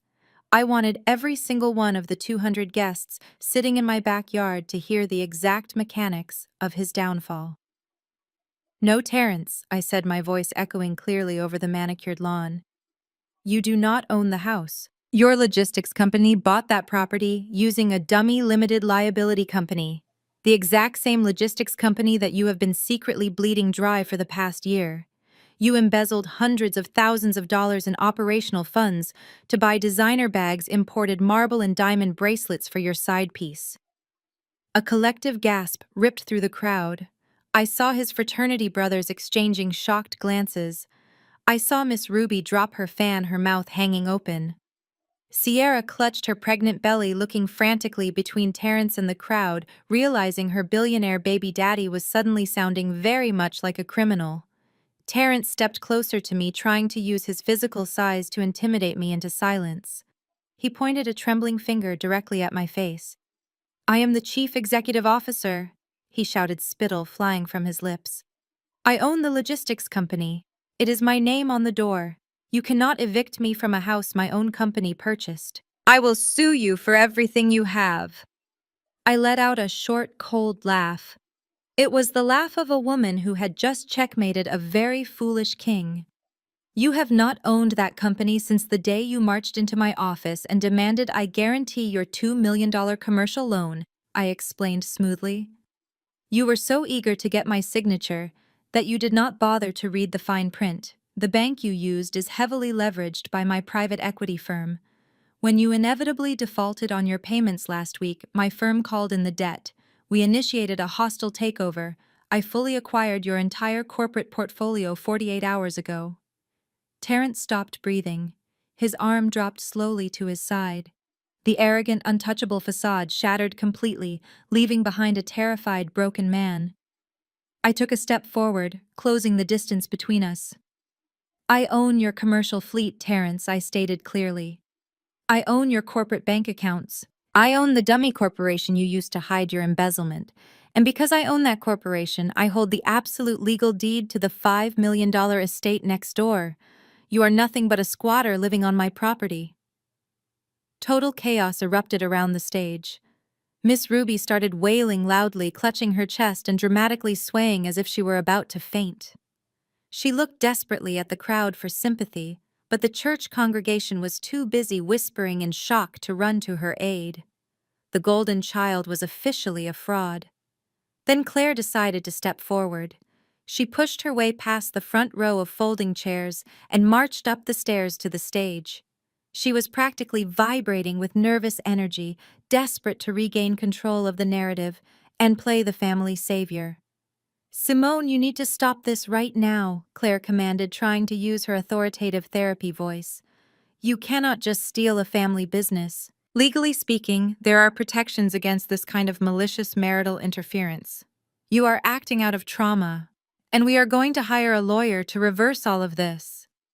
I turned my head and looked at my white sister-in-law.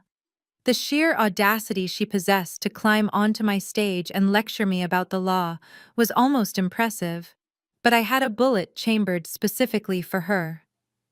"Shut up, Claire," I said, my voice dropping to a dangerous, icy tone that immediately silenced her. "Your husband Andre owes my firm $300,000 in defaulted bridge loans. He took that money 2 years ago to cover his gambling debts, and he used your primary residence as collateral." Claire went completely pale. The fake patronizing smile vanished from her face. She slowly turned her head to look at Andre, who was currently hiding in the second row, staring at his shoes in absolute terror. "So unless you want your family living in a cheap motel by Tuesday afternoon, I suggest you take your sister wives' book, pack up your organic cupcakes, and sit back down," I commanded. Claire did not say another word. She practically scrambled off the stage, her face burning with humiliation as the neighborhood gossips immediately turned their attention to her crumbling marriage. I turned my attention back to Terrence and Sierra. Sierra was sobbing hysterically, pulling at her diamond tennis bracelet as if it were suddenly burning her skin. She realized that the luxury life she thought she had secured was built entirely on a foundation of sand, and the tide had just rushed in. "You have 48 hours to get your imported Italian cribs and your mistress off my property," I told Terrence, making sure the microphone picked up every single word. "If you are not completely moved out by Monday morning, I am calling the sheriff to execute the eviction, and then I am bulldozing that house to build myself a custom tennis court." I did not wait for his response. I signaled to the head caterer standing frozen near the bar. "The party is officially over," I announced to the crowd. "You do not have to go home, but you have to get off my lawn." I handed the microphone back to the disc jockey. I picked up my designer clutch, smoothed the front of my white pantsuit, and walked gracefully down the stairs of the stage. The crowd parted for me like the Red Sea. Nobody said a word. Nobody dared to look me in the eye. I walked across the manicured grass, stepped through my glass patio doors, and locked them behind me. The fallout outside was immediate and loud. I could hear Sierra screaming at Terrence, accusing him of lying to her about his wealth. I could hear Miss Ruby crying, begging the remaining guests not to judge her family. But inside my house, it was perfectly quiet. I walked into the kitchen, poured the rest of my sparkling water into the sink, and smiled. I had taken his pride, his company, and his house. But I still had one final blow left to deliver, and it was going to be the one that ensured he never recovered. A heavy, suffocating silence fell over my meticulously landscaped backyard. The hired jazz band had completely stopped playing. The catering staff froze with silver trays of appetizers balanced in their hands.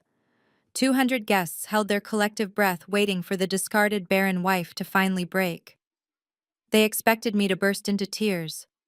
They expected me to turn around, run into my house, and pack my bags in absolute defeat. Terrence stood next to Sierra, his chest puffed out in his expensive linen suit.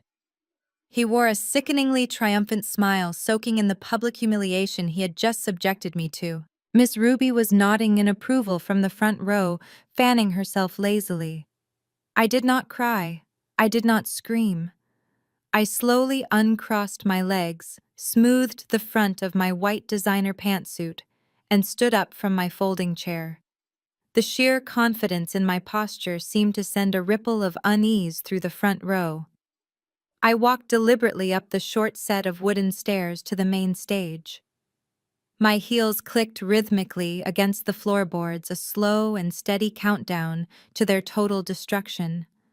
I walked right up to Sierra, who was still holding her wrist up to admire the $40,000 diamonds. I gently but firmly pushed Terence aside. He frowned, stepping back instinctively, because he had never seen me look so completely devoid of empathy. I reached out and took the microphone directly from his hand. I turned to face the crowd of 200 people. The silence was absolute. You could hear the wind rustling the leaves of my ancient oak tree. Sierra makes an excellent point, I said, my voice echoing clearly and calmly through the massive speakers. A man should absolutely spoil the woman who secures his future. And I did not want to show up to such a monumental celebration empty-handed. I actually brought a gift of my own. A housewarming gift for the new family. I opened my sleek designer clutch and pulled out the thick, heavy manila envelope. I turned back to Sierra and handed it directly to her. Sierra snatched it eagerly. The smugness returned to her face in an instant. She clearly expected a massive cashier check. She assumed I had finally buckled under the psychological pressure and decided to pay my way into their good graces to avoid any further embarrassment. She thought I was buying her silence. Sierra ripped the top of the envelope open and pulled out the thick stack of legal documents. She did not look at the fine print first. Her eyes immediately darted to the bold capitalized header printed across the very top page. I watched her face as the reality of her situation hit her like a physical blow. The triumphant smile vanished. Her jaw went slack. Her hands began to tremble so violently that the heavy diamond bracelet rattled against her wrist. The color completely drained from her face, leaving her looking physically sick. She was not looking at a financial settlement. She was looking at a legally binding court-ordered eviction notice demanding she vacate the $5 million property next door within exactly 48 hours. Terence noticed the sheer panic radiating from his mistress. He dropped his confident posture and stepped closer to her. "What is it, baby?" he asked, his voice laced with sudden concern. "What did she give you? Is it a check?" Sierra could not speak. She simply handed the thick stack of papers to Terence, her breathing becoming rapid and shallow. Terence grabbed the documents. He scanned the first page, his brow furrowing in deep confusion. Then his eyes locked onto the legal header. The confusion melted into a blind, explosive rage. His face turned a dark, dangerous shade of crimson, and the veins in his neck bulged against his collar. "What is this?" Simone Terence bellowed. He was so angry he forgot I was still holding the microphone. His voice was raw and furious, carrying across the silent yard. "You think you can hand my family a fake eviction notice? Are you completely out of your mind? I bought that house. I own that property. You have absolutely no legal right to serve us with this garbage." I raised the microphone back to my lips. I wanted every single one of the 200 guests sitting in my backyard to hear the exact mechanics of his downfall. I wanted Miss Ruby to hear it. I wanted Claire to hear it. "No, Terence," I said, my voice smooth and dangerously polite. "You do not own that house. Your logistics company bought that property using a dummy limited liability company, the exact same logistics company that you have been secretly bleeding dry for the past year. You embezzled hundreds of thousands of dollars in operational funds to buy designer bags, imported marble, and diamond bracelets for your side piece." A collective gasp ripped through the crowd. I saw his old fraternity brothers exchanging shocked, wide-eyed glances. I saw Miss Ruby drop her fan onto the grass, her mouth hanging open in absolute horror. Sierra clutched her pregnant belly, looking frantically between Terence and the whispering crowd, suddenly realizing her billionaire baby daddy was sounding very much like a desperate criminal. Terence took a threatening step toward me, trying to use his physical size to intimidate me into silence. He pointed a trembling finger directly at my face. "I am the chief executive officer," he shouted, spittle flying from his lips. "I own the logistics company. It is my name on the building. You cannot evict me from a house my own company purchased. I will sue you for everything you have. I will ruin your private equity firm." I let out a short, cold laugh. It was the sound of a wealth manager who had just liquidated a terrible asset. You have not owned that company since the day you marched into my home office and demanded I guarantee your $2 million commercial loan, I explained, making sure my diction was crystal clear for the audience. You were so eager to trap me with that signature that you did not bother to read the fine print. The bank you used is heavily leveraged by my private equity firm. When you inevitably defaulted on your payments last week, my firm called in the debt. We initiated a hostile takeover. I fully acquired your entire corporate portfolio 48 hours ago. Terrence stopped breathing. His raised arm dropped slowly to his side. The arrogant, untouchable facade shattered completely into a million pieces, leaving behind nothing but a terrified, financially ruined man. I took a step forward, closing the distance between us until I was looking directly into his panicked eyes. I own your commercial fleet, Terrence, I stated clearly. I own your corporate bank accounts. I own the dummy corporation you used to hide your embezzlement.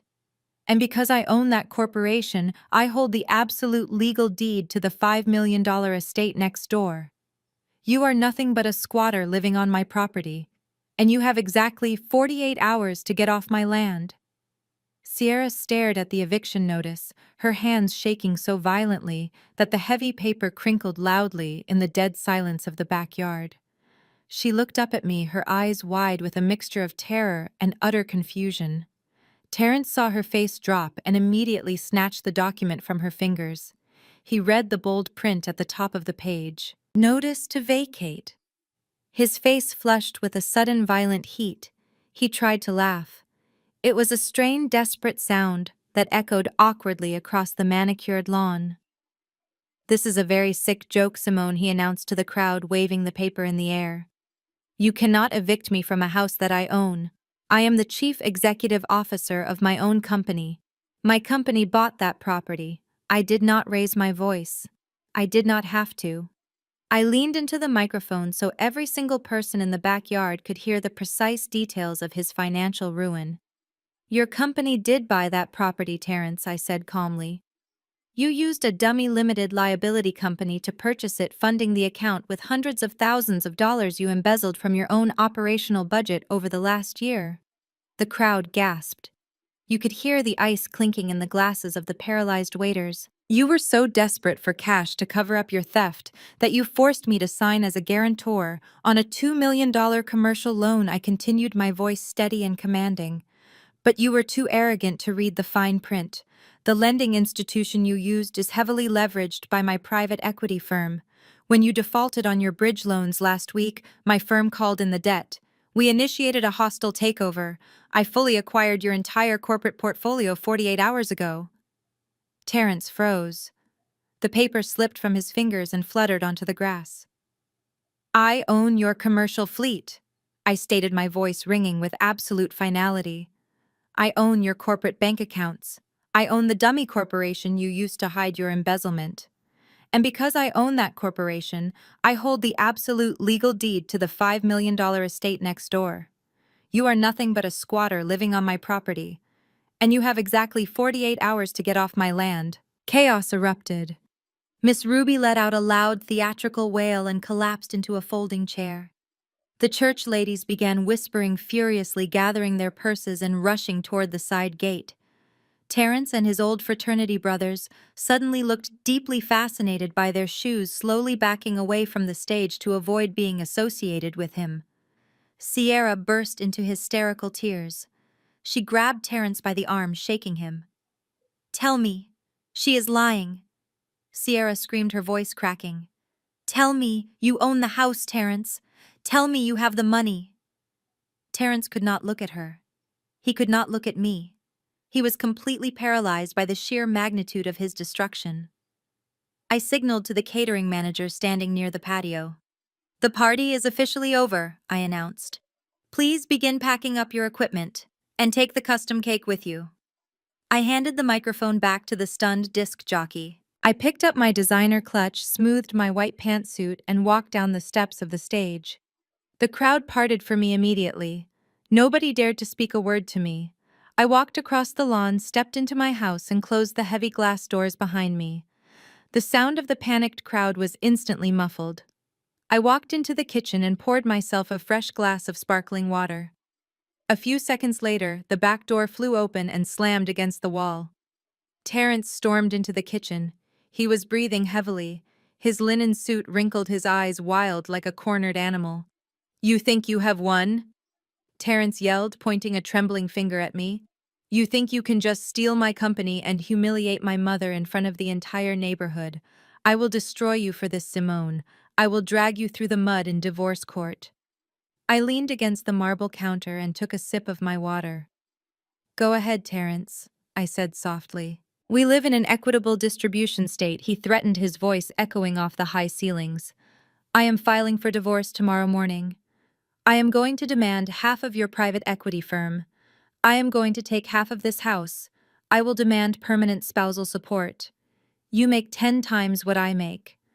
I will make you pay me alimony for the rest of your miserable barren life. I will take everything you have built, and I will give it to my son." He was banking on the legal system to save him. He truly believed that a judge would look at our 5-year marriage and grant him a massive payout simply because my net worth was vastly superior to his. He thought he had a golden parachute. I calmly reached into my designer handbag.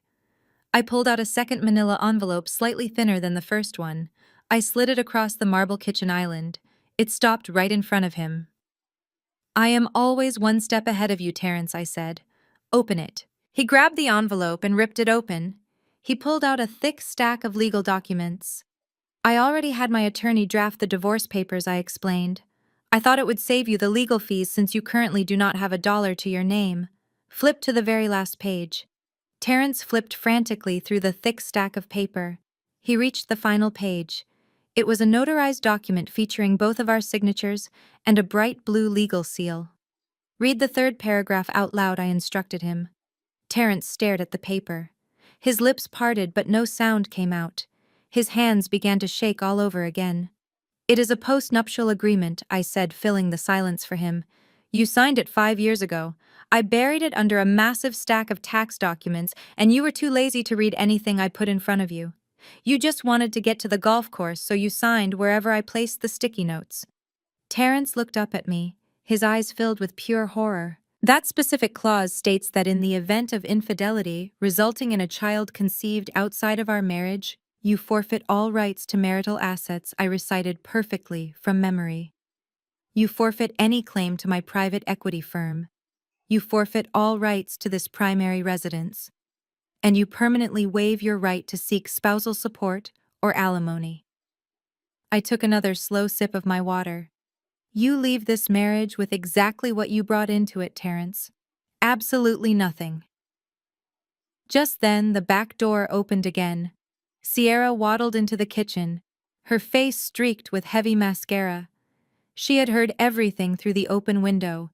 She looked at Terence, realizing that her wealthy, powerful baby daddy was completely broke, homeless, and legally barred from ever touching my money.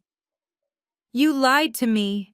Sierra screamed, unclasping her $40,000 diamond bracelet and throwing it directly at his chest. "You told me you were rich. You told me she meant nothing. You are a broke loser." Terence tried to reach for her, stammering out panicked apologies, but she pushed him away and stormed back out the door, yelling that she was calling her mother to come pick her up. Through the glass, I could see Miss Ruby still crying on the lawn, completely abandoned by the remaining guests. Terence stood alone in my kitchen, holding the divorce papers that officially sealed his ruin. He had nothing left to say. He had no threats left to make. I set my glass down on the counter. "I suggest you go help your mother off my grass, Terence," I said softly, "and do not forget to pack your bags." I turned my back on him and walked out of the kitchen. I climbed the sweeping staircase to the second floor, walked into my master bedroom, and locked the door. I walked over to the window and watched as Terence slowly trudged across the lawn to console his weeping mother. They told me to serve her or leave. I decided to serve them both right into bankruptcy. The weekend passed in a satisfying symphony of chaos. From my master bedroom window, I watched the immediate fallout of the baby shower. Sierra's mother arrived in a beat-up sedan just before midnight, screaming at Terrence from the driveway, while Sierra dragged her designer suitcases across the grass. Miss Ruby locked herself in the guest house, entirely too embarrassed to show her face to the neighbors. Terrence spent Sunday frantically pacing his front porch, aggressively dialing his corporate attorneys, leaving voicemails that I knew would never be returned. He actually believed the backyard baby shower was the climax of his humiliation. He thought my dramatic presentation of the eviction notice and the divorce papers was the absolute worst thing that could happen to him. He was entirely mistaken. Saturday was merely his personal execution. Monday morning was reserved for his professional slaughter. I did not stay home to watch the county sheriff arrive at 8 o'clock to physically change the locks on the $5 million house next door. I had far more important business to attend to. By 7 in the morning, I was dressed in a razor-sharp charcoal gray power suit. I drove downtown to the headquarters of Terrence's logistics company. It was a sleek, modern glass building that he loved to brag about at dinner parties. When I walked through the sliding glass doors, my lead corporate attorney, David, was already waiting in the lobby with a team of 6 forensic accountants and 2 armed private security contractors. We bypassed the panicked receptionist and took the private elevator straight to the executive floor.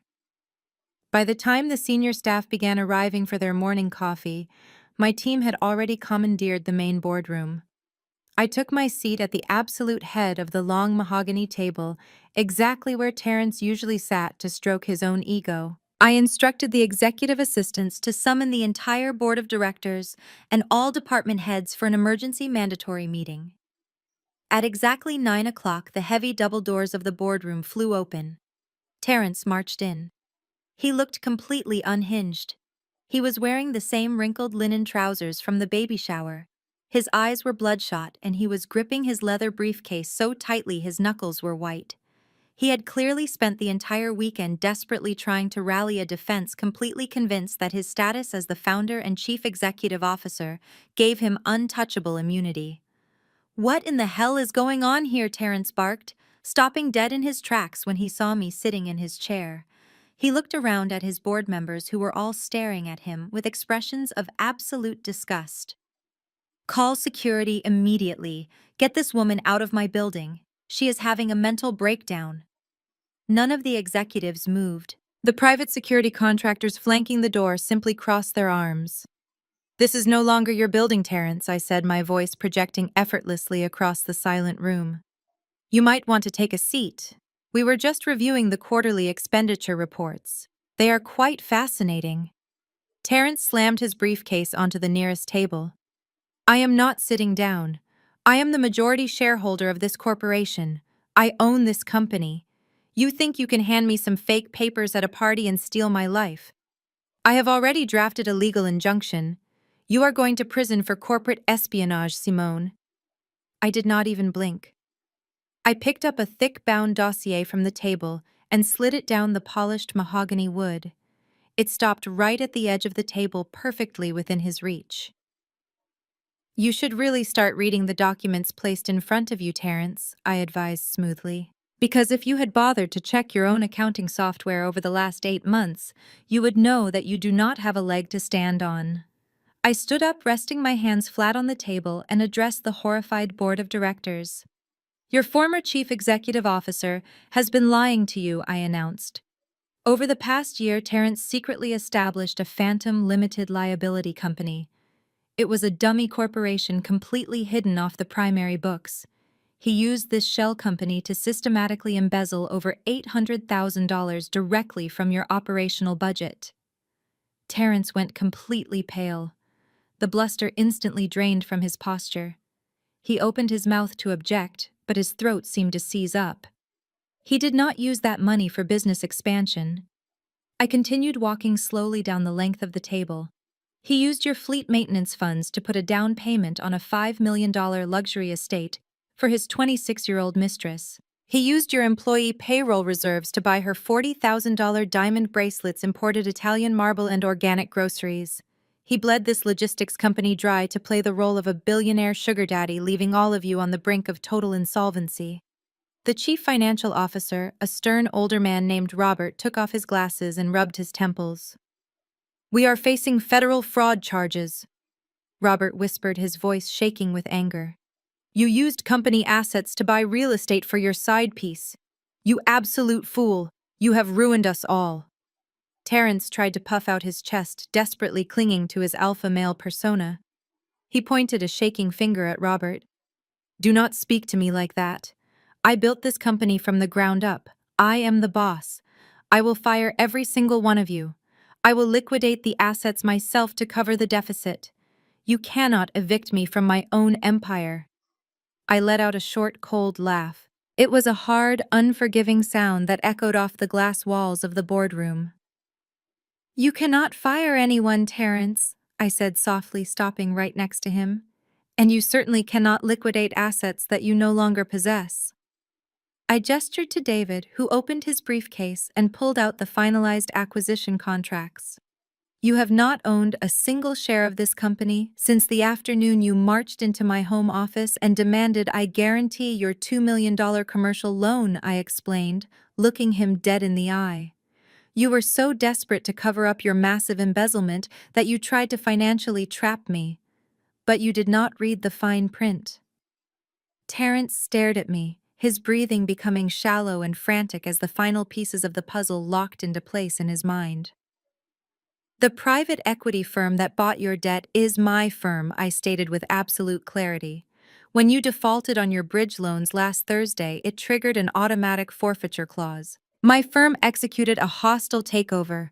We legally acquired your entire corporate portfolio. I own your commercial trucks. I own your corporate bank accounts. I own the dummy limited liability company you used to hide your stolen money. And because I own that shell company, I own the massive house you bought for your mistress." The boardroom was dead silent. The executives were staring at me with a mixture of profound shock and deep respect. I had not just saved their company from bankruptcy, I had surgically removed the cancer that was destroying it. "You have nothing, Terrence," I whispered, standing close enough to smell the stale alcohol radiating from his pores.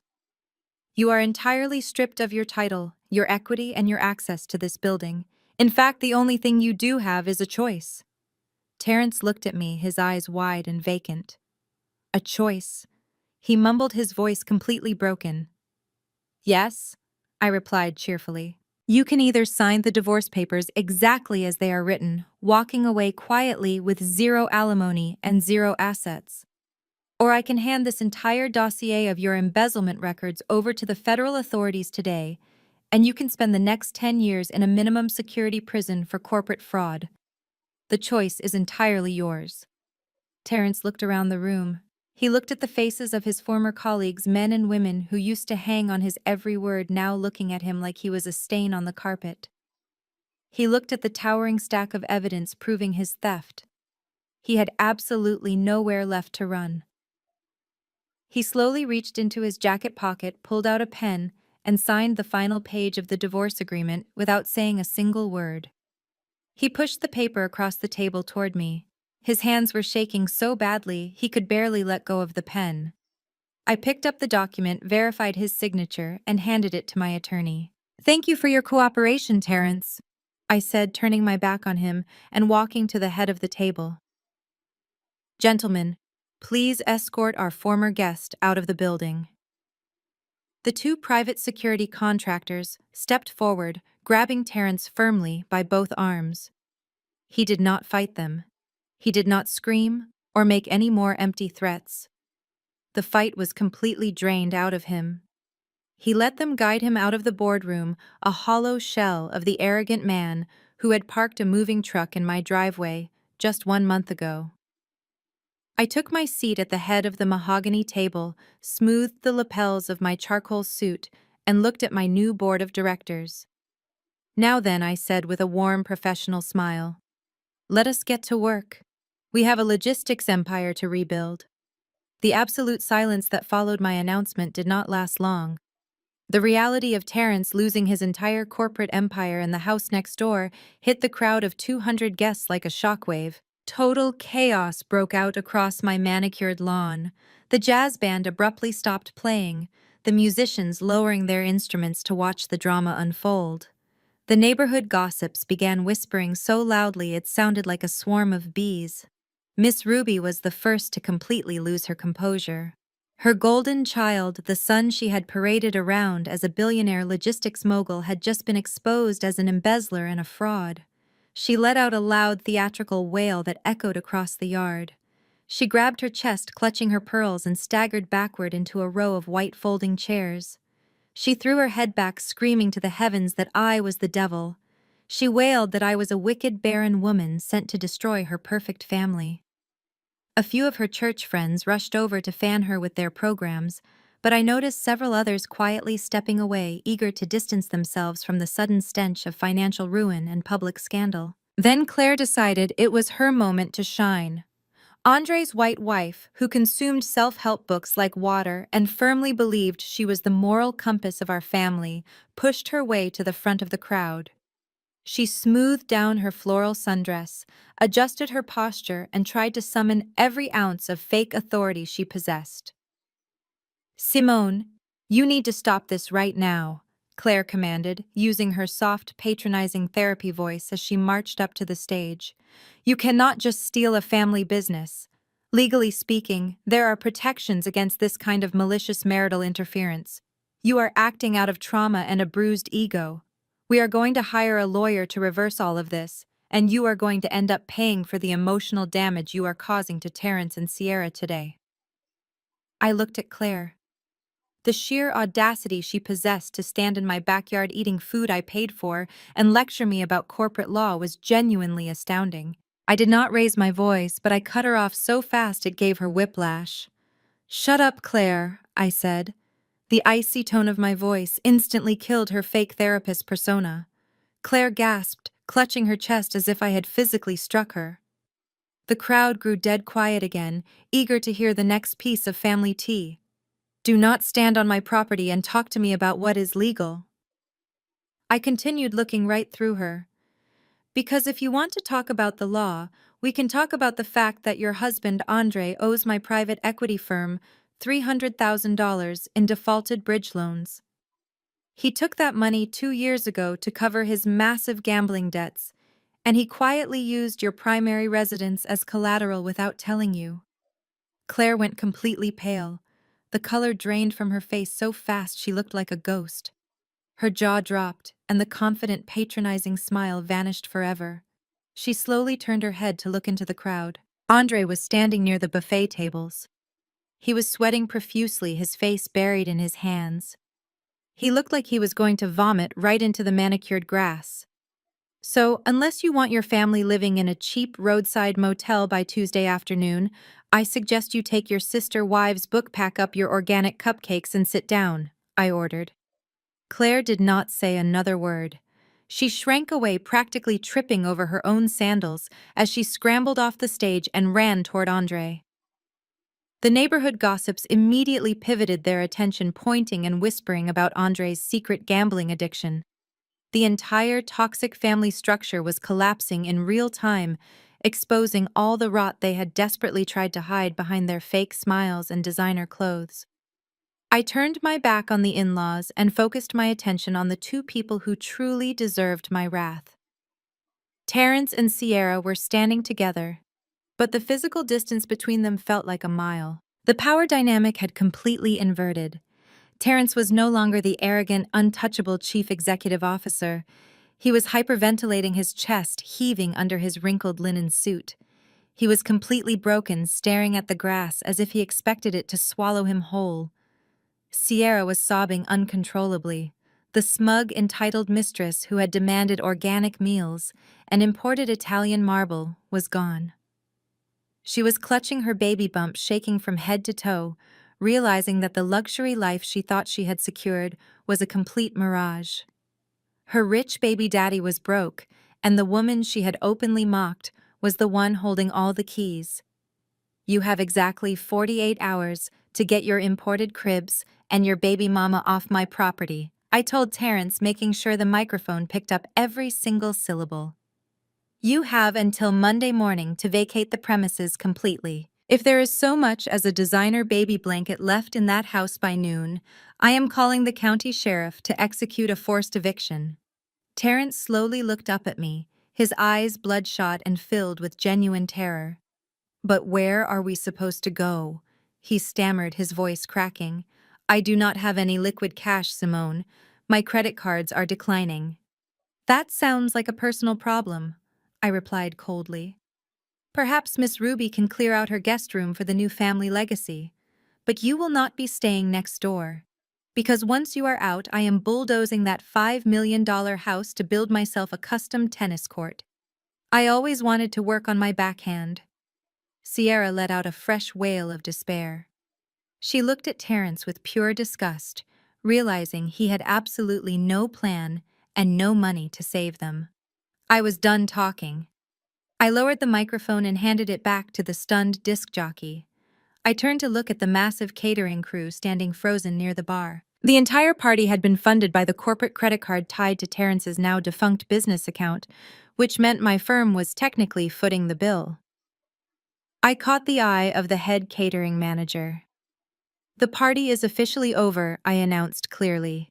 Start packing up the food immediately. Do not leave a single appetizer on those tables, and take the custom 3-tier cake with you. Distribute it to your staff or throw it in the trash, I do not care. But nobody takes another bite on my dime. The catering manager nodded quickly, terrified of getting on my bad side.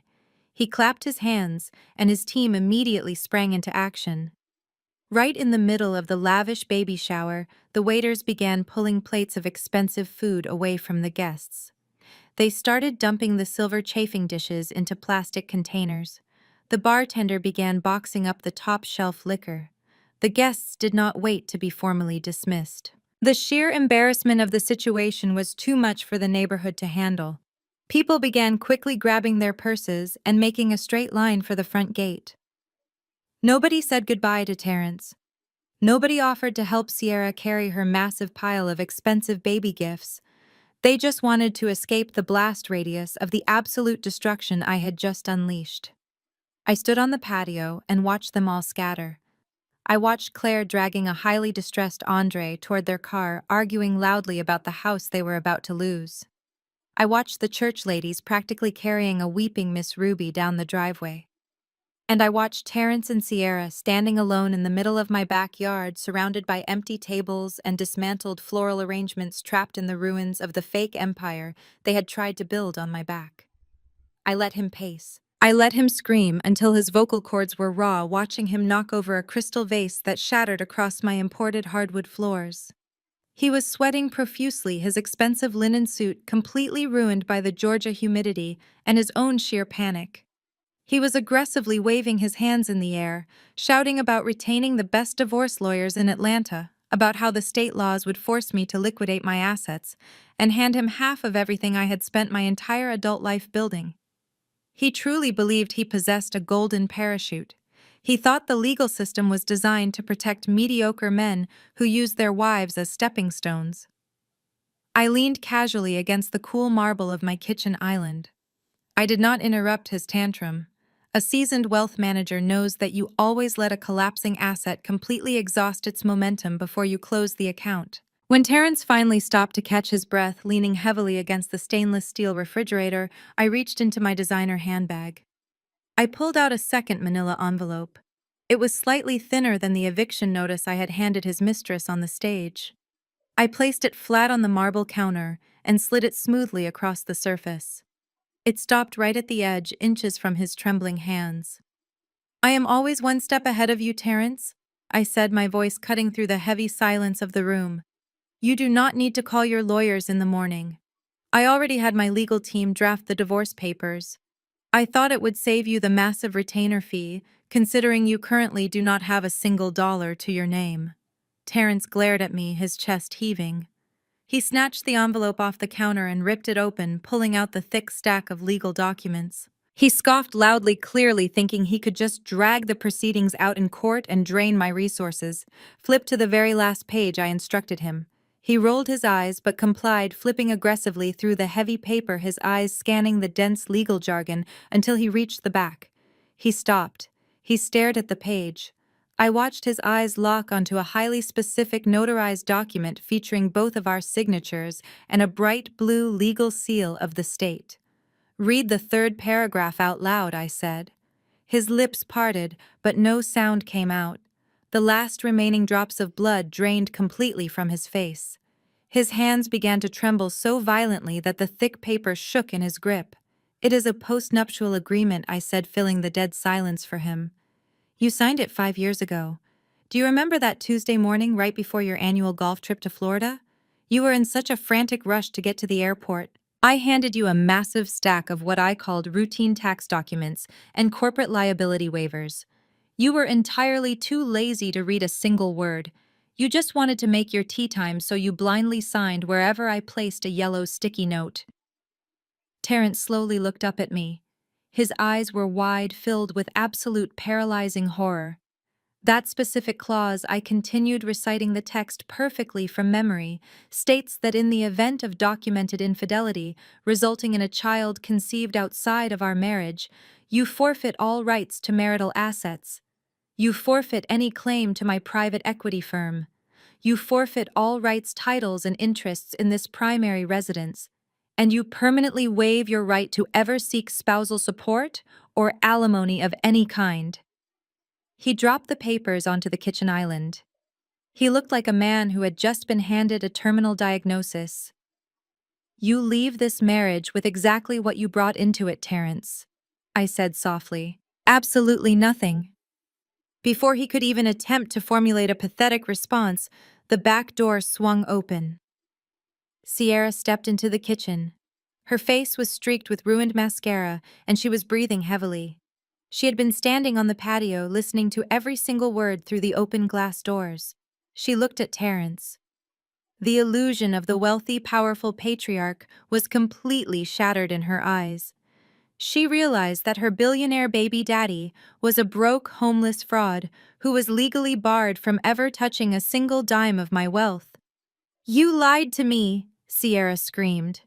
Her voice was shrill and piercing, echoing off the high ceilings. She reached for her wrist, violently unclasping the $40,000 diamond tennis bracelet he had just given her.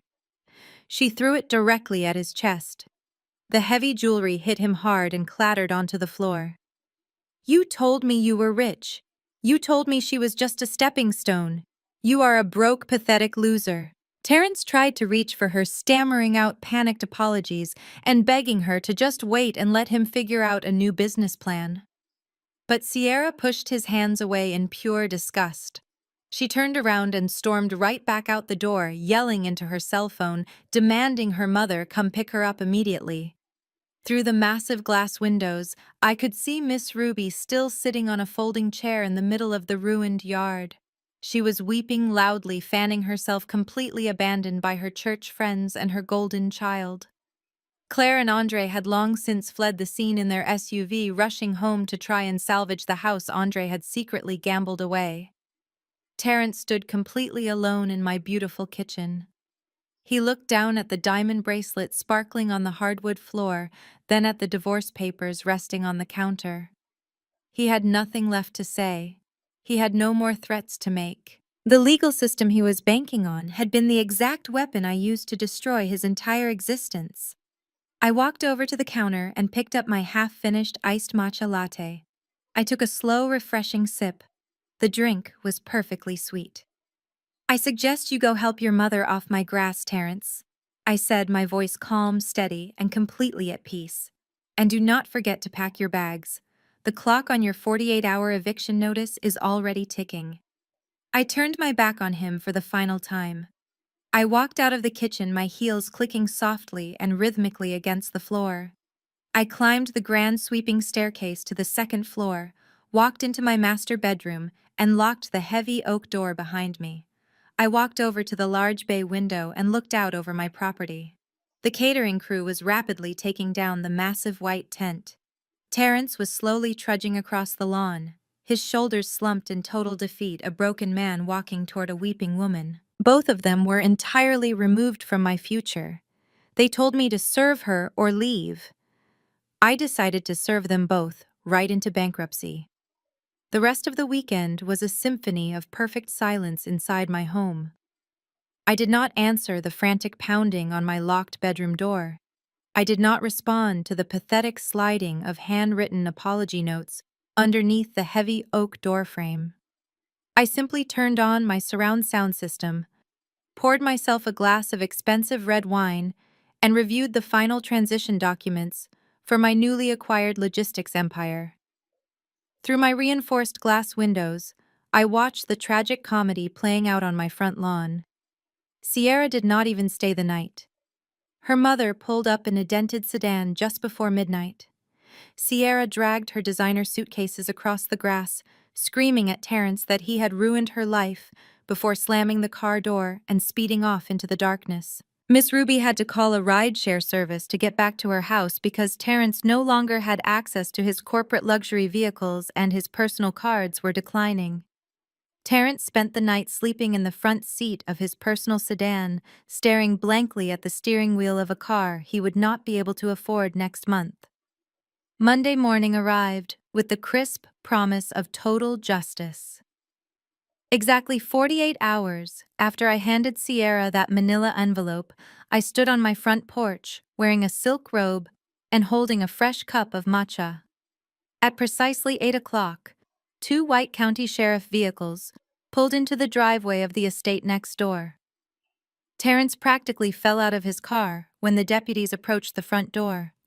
I watched as he desperately tried to plead his case, waving his hands and pointing frantically at the house. He tried to explain that there had been a massive legal misunderstanding, that he was the chief executive officer of the company that owned the property.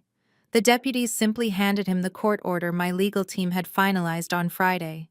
They gave him exactly 15 minutes to gather any remaining personal items before they officially changed the locks and padlocked the wrought iron gates. He walked out carrying two black trash bags full of wrinkled clothes and a single cardboard box of paperwork. He stopped at the edge of the driveway and looked over at me standing on my porch. He looked entirely broken. The arrogant man who had demanded I make a welcome basket for his mistress was now standing on the curb with his entire life stuffed into garbage bags. I raised my ceramic mug in a silent toast, turned around, and went back inside to get dressed for work. The corporate takeover was even more seamless than the residential eviction. When I arrived at the logistics company headquarters that morning, my team of forensic accountants had already secured the building. I did not just take over Terrence's massive corner office. I had it completely gutted, sterilized, and redesigned by Wednesday. The full audit revealed exactly how deeply he had compromised the company finances to fund his double life.